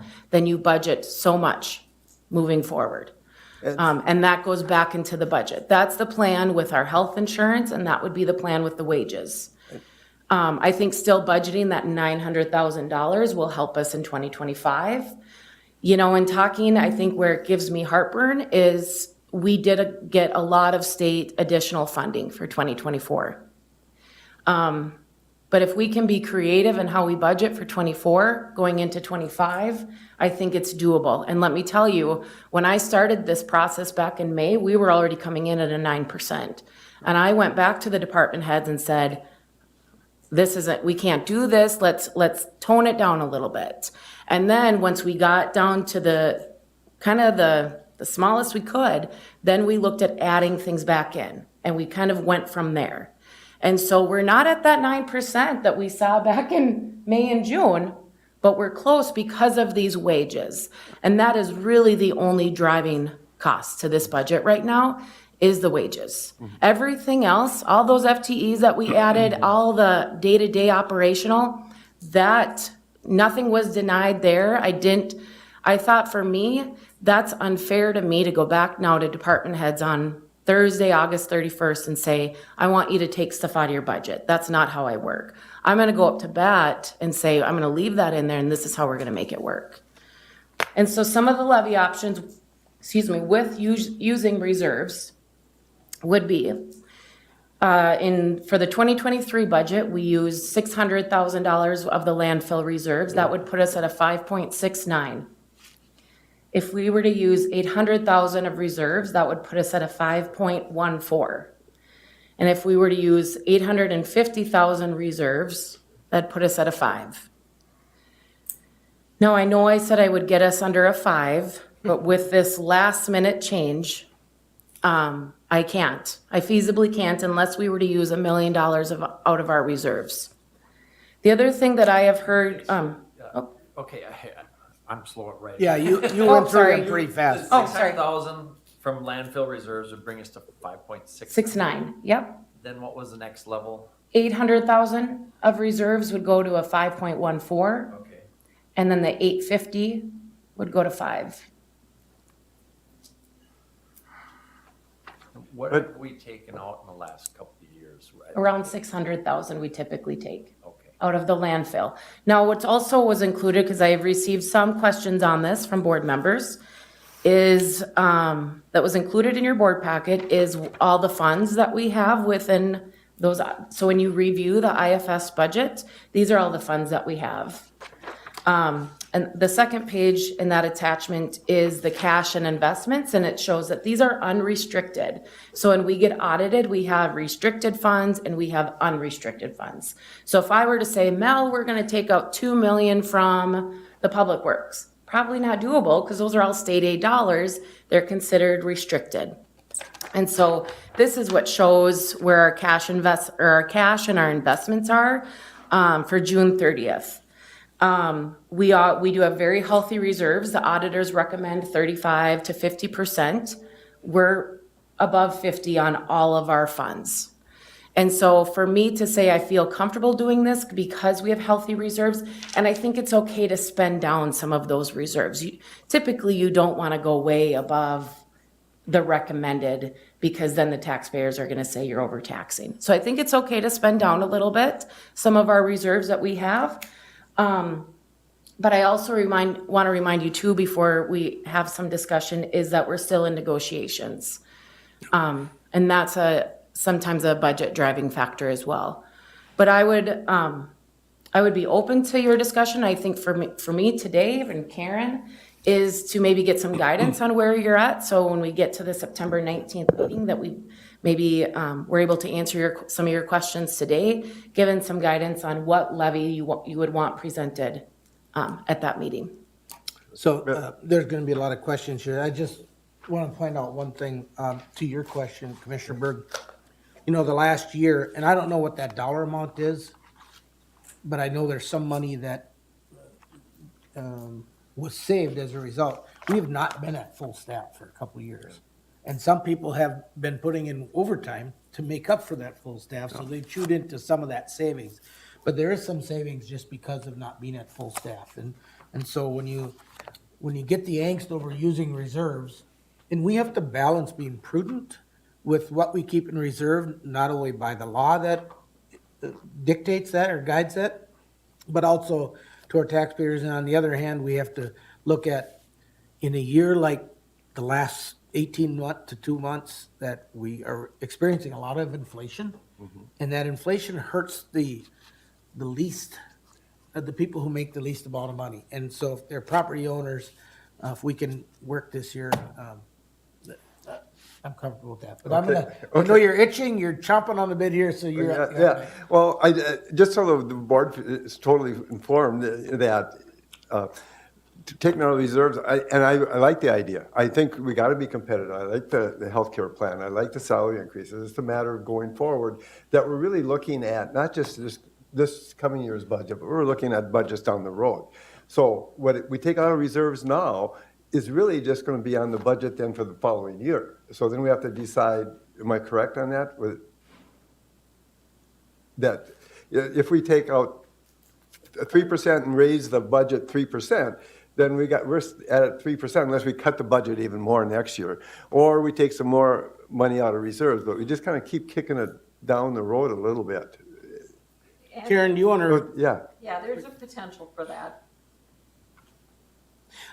On the other hand, if I might interject here, is that if we have had a trend where our reserves have been increasing, however modest they are, if we have had that trend, then that trend will continue and we will mitigate some of that kicking the can down the road that you said. And also, we've experienced quite a bit of development in the region in the county in the last couple of years, and we continue to. So just because we have the tax increase that we're gonna have doesn't necessarily mean people's taxes are gonna go up. So it's a balancing act for us as commissioners to set that levy.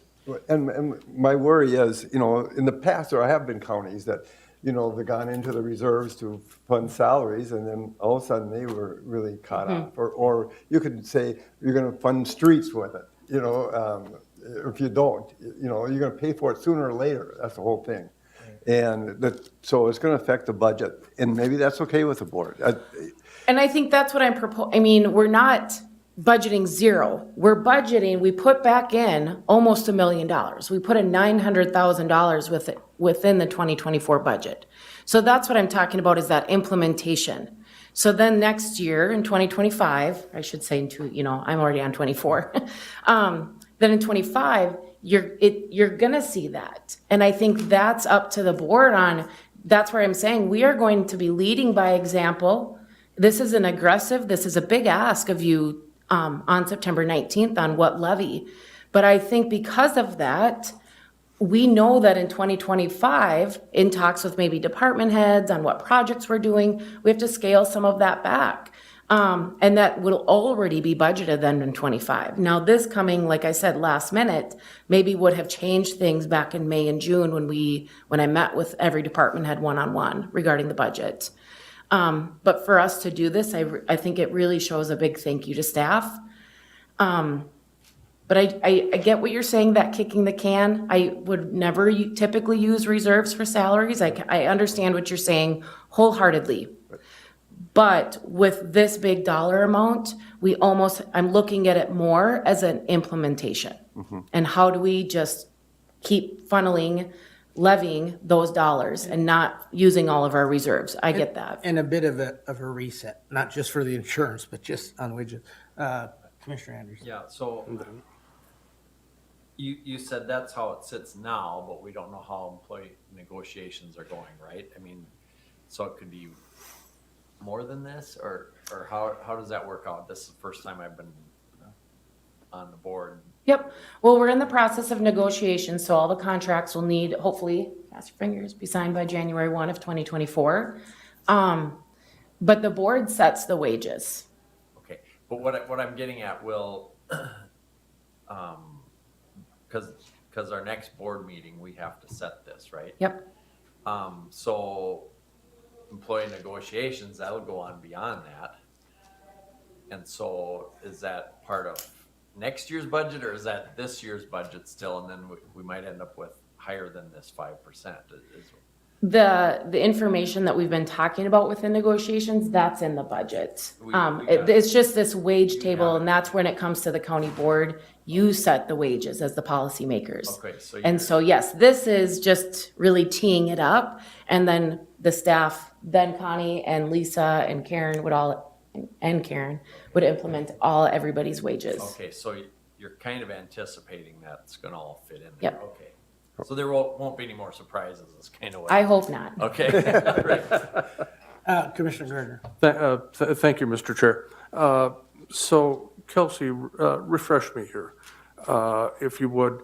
What we're talking about is next meeting, we would set the preliminary levy. This is the level at which this is the top of what we would levy.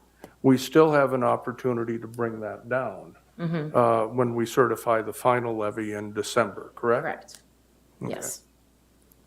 And typically, my past practice, and I think Candy Ohio County's past practice too, has been, once that prelim is set, that's the budget. Because, staff and administration staff, you're working on the budget pretty much from April to September.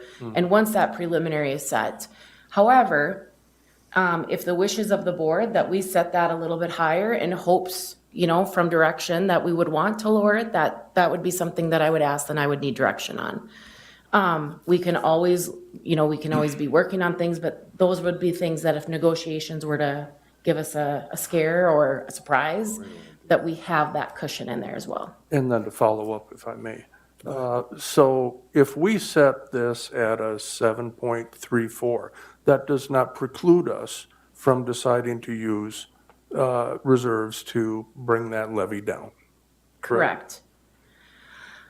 I don't know if I would recommend that at all. That even scares me. More on the 3%. Well, okay, so We could be looking at 10% next year after. Yeah, exactly. Yeah, I'm sorry. I wouldn't recommend even starting with that high of a preliminary unless there were a multitude of unforeseen things. Sure. I don't feel that way. I think by doing this, and that is where going in, I'm sure staff are watching this, with negotiations, I hope, and I really do hope that the staff will look at this and whatever action the board takes and really appreciate that we're recognizing this, we're hearing what you're saying, and we need to take action on that. So if we were to look at, say, a 5.69, is that more in line with using 600 in reserves? That's more in line with what it is that you're, We don't, yeah. I'm just asking the question. But for salaries, I just really feel uncomfortable. Yeah, and so this is really, to me, pushing the envelope from that point of view, that we will look from the fact that not this budget year, but next budget year, which will come up really fast again, that we have that much increase already set because of using the reserves for that now. So then we're hoping that next year budget, we'll be able to make some cuts or have additional revenue coming in that we can use those dollars. Am I correct? And then, so we'll cross our fingers that inflation doesn't keep going or whatever, because we're going to, so adding more reserves to it to cut it more is just going to be, instead of 3% for the 2025 budget, it could be, start out with now, and we haven't even started planning for that budget, it could be 4 or 5%. We don't want to do that. Am I And correct? I don't know what, we just had our audit completed this summer.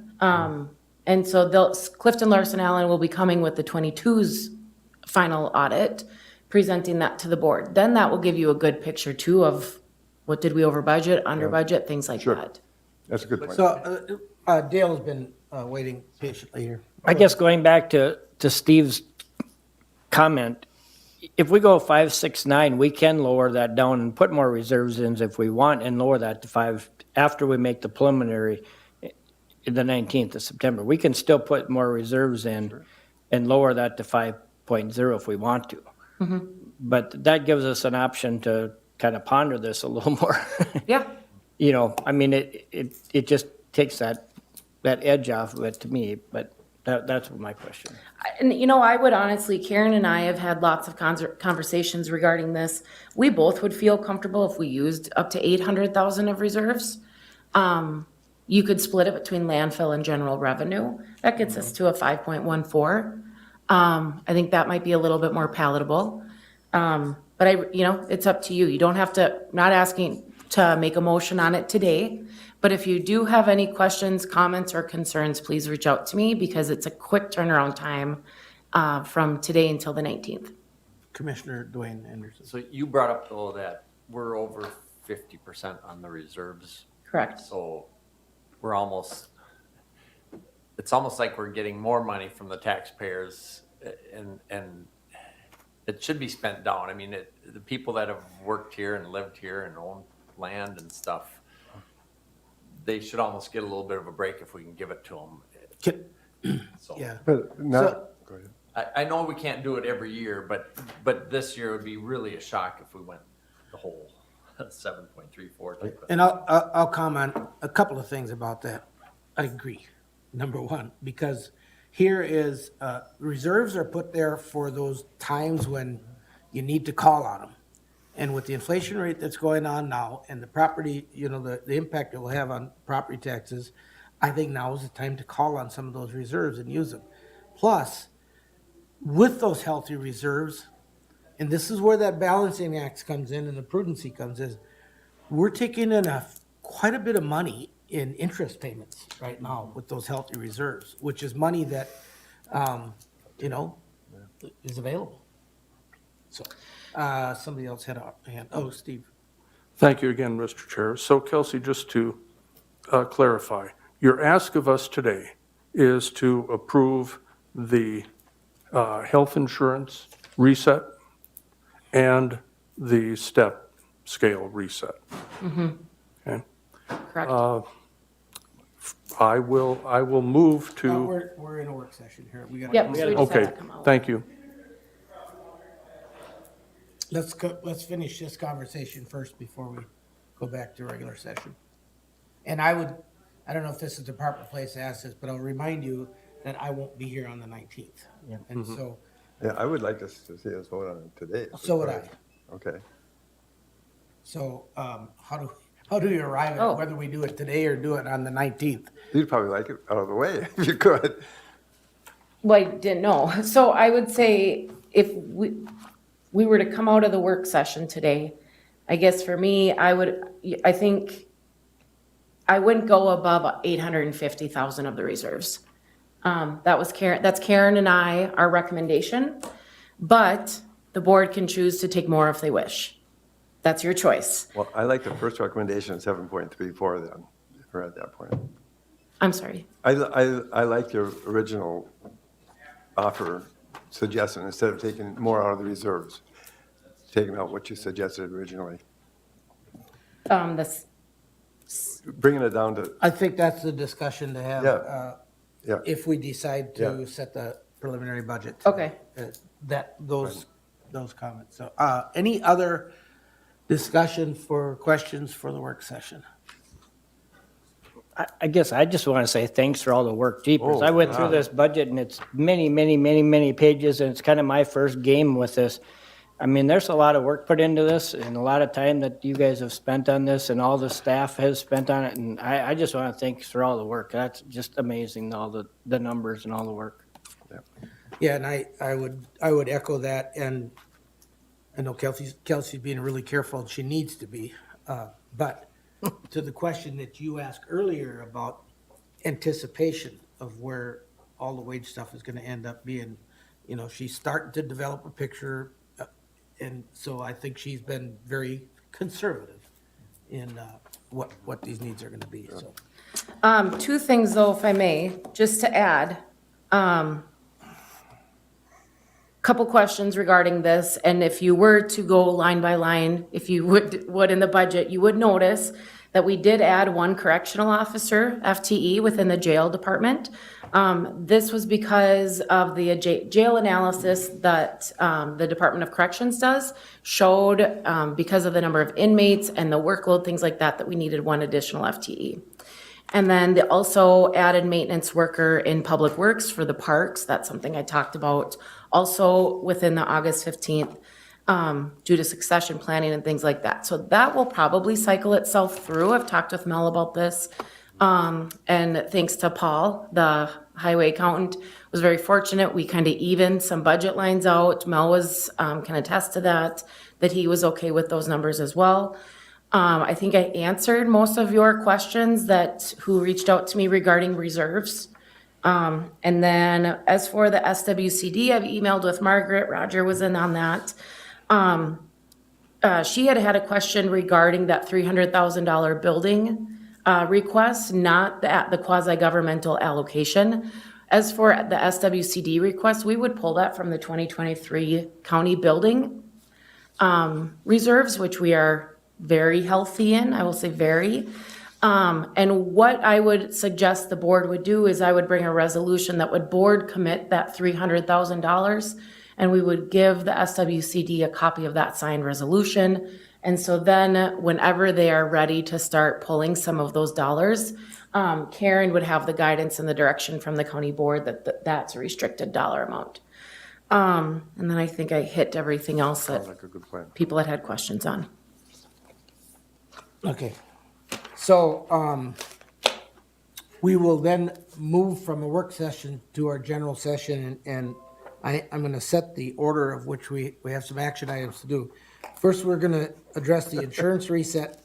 Secondly, we'll address the step, reset, this piece that you looked at. Then we need to, do we need a motion on whether or not we do the preliminary today? Okay, so that would be 3, is the motion on whether or not we approve the preliminary today. I'm sorry, Mr. Chair, you don't need a motion whether or not you approve it or not. It would just be if there's a motion to approve the preliminary levy and there's a second, then by Robert's rules that So we would go don't have to through. ask whether, because you had it, you talked about doing it on the 19th, and 2 of us want to do it today. And That's the up to one the that full came board. in with was Okay. 7 point, Okay, so then. came with a couple, I guess. So number 3 would be if we chose to set the preliminary budget. All right. Yep. All right, so first on this, the first motion I would entertain is the insurance reset. Mr. Chair, are we then back in? We're in general session, yes. Okay, thank you. Then I would make the motion to approve the health insurance reset. Okay, we have a motion on the floor by Commissioner Gardner to approve the health insurance reset. Do I hear a second? I'll second it. Commissioner Dwayne Anderson seconds. Any, That would- or yeah. Dale Dale Anderson, thank you. One of the Andersons. Any further discussion or questions? All in favor signify by saying aye. Aye. Opposed, same sign. Motion carries. All right, that one's done. Now regarding the step change from 15 steps to 10 steps. Mr. Chair, I will offer that motion to approve the new 10-step wage scale. Commissioner Gardner moves on the 10-step wage scale. Do I hear a second? I'll second that. Commissioner Dwayne Anderson seconds. Any questions or discussion? Hearing none, all in favor signify by saying aye. Aye. Opposed, same sign. That motion also carries. All right. Do I hear a motion on setting the preliminary budget? And included in that motion probably should be the level at which you want to set it. Okay, yeah. Mr. Chairman, yeah. Yes. Your preliminary budget, initially when you brought it up, was 7.34? That's where we're at right now, Yeah. without using any reserves. I would not recommend it, Beyond that? I think you could put in reserves right off the bat to lower the preliminary. To even lower that, more than that? And that includes the reserves that you said, 3,000 already? 7.34. Or yeah, so that's 3% in there already. So we put more reserves in, we're pushing forward how much? No, No, 734 would be just with no reserves at all, right? Right. oh, that's with no reserves. I thought you said that was No, with. that's using no. That's without any reserves. That's where I'm like, Oh, okay, okay, yeah, Yes. right, So okay, that's yeah, where right. that And so four- we're going yes. forward, all right, I got it. yeah, so that 7.34, yes, is Right, without right, using right. No, any I reserves. regressed in my thoughts, so. Okay, Commissioner Gardner. Thank you, Mr. Chair. Just a question of process then. Do we need to put the actual dollar amount of the budget within this resolution? I'm sorry, I missed. This is me, I'm thinking we should use the percent amount, because the dollar amount is gonna be what the percent works out to, right? Karen? All right, all right. I see Yep, Karen. you submit so you it's- submit the form, and you have to put the net levy in there. And so what happens is, Because we'll all it's a be difference punching our of- calculators for each one of these options, if, right, and so, if we were to just use that 600,000 of our reserves to get us to a 5.69, that puts us at a net levy of $38,433,600,000. excuse me one second. please. 600, I can't speak my words. So that number, is that before or after county program aid? After. After, okay. What was that number again? 38 million? 433,600. What is the 850? No, it's 850. What is the what? 38,183,600. Okay. Could I make a motion, Mr. Chair? Go ahead. I make a motion that we set the levy at 5% and that we use 850,000 out of reserves, or up to 850,000 in reserves, and have the levy set at 38 million, net levy, 38,183,600. So there's a motion on the floor to set the preliminary levy at, I'm just gonna use 5%, you used 5%, but I assume that that end number is correct. Do I hear a second? I'll second. Commissioner Gardner seconds. Any discussion? Hearing none, all in favor signify by saying aye. Aye. Both same sign. Motion carries. We have one other item on our agenda for today, and I have a little bit of information. So the agenda item that was pulled from the consent is to approve or not approve the summary evaluation. And this agenda item does not allow for any discussion. If there's any discussion, we'd have to reopen evaluation. Mr. Chair, point of order. You may, this is on council, advice of council.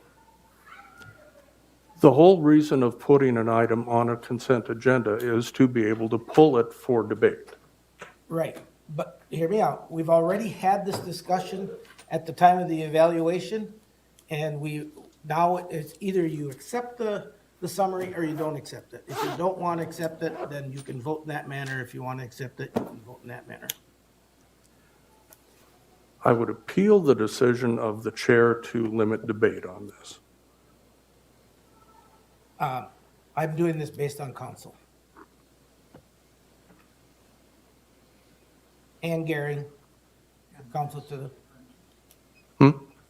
He's referring to Gary. So I'm going to entertain a motion to accept the summary evaluation that was the result of the personnel evaluation. Request a roll call. Okay. We need a motion first. Yeah, I need a motion first. I will move on that. Move the motion to accept the summary evaluation as presented.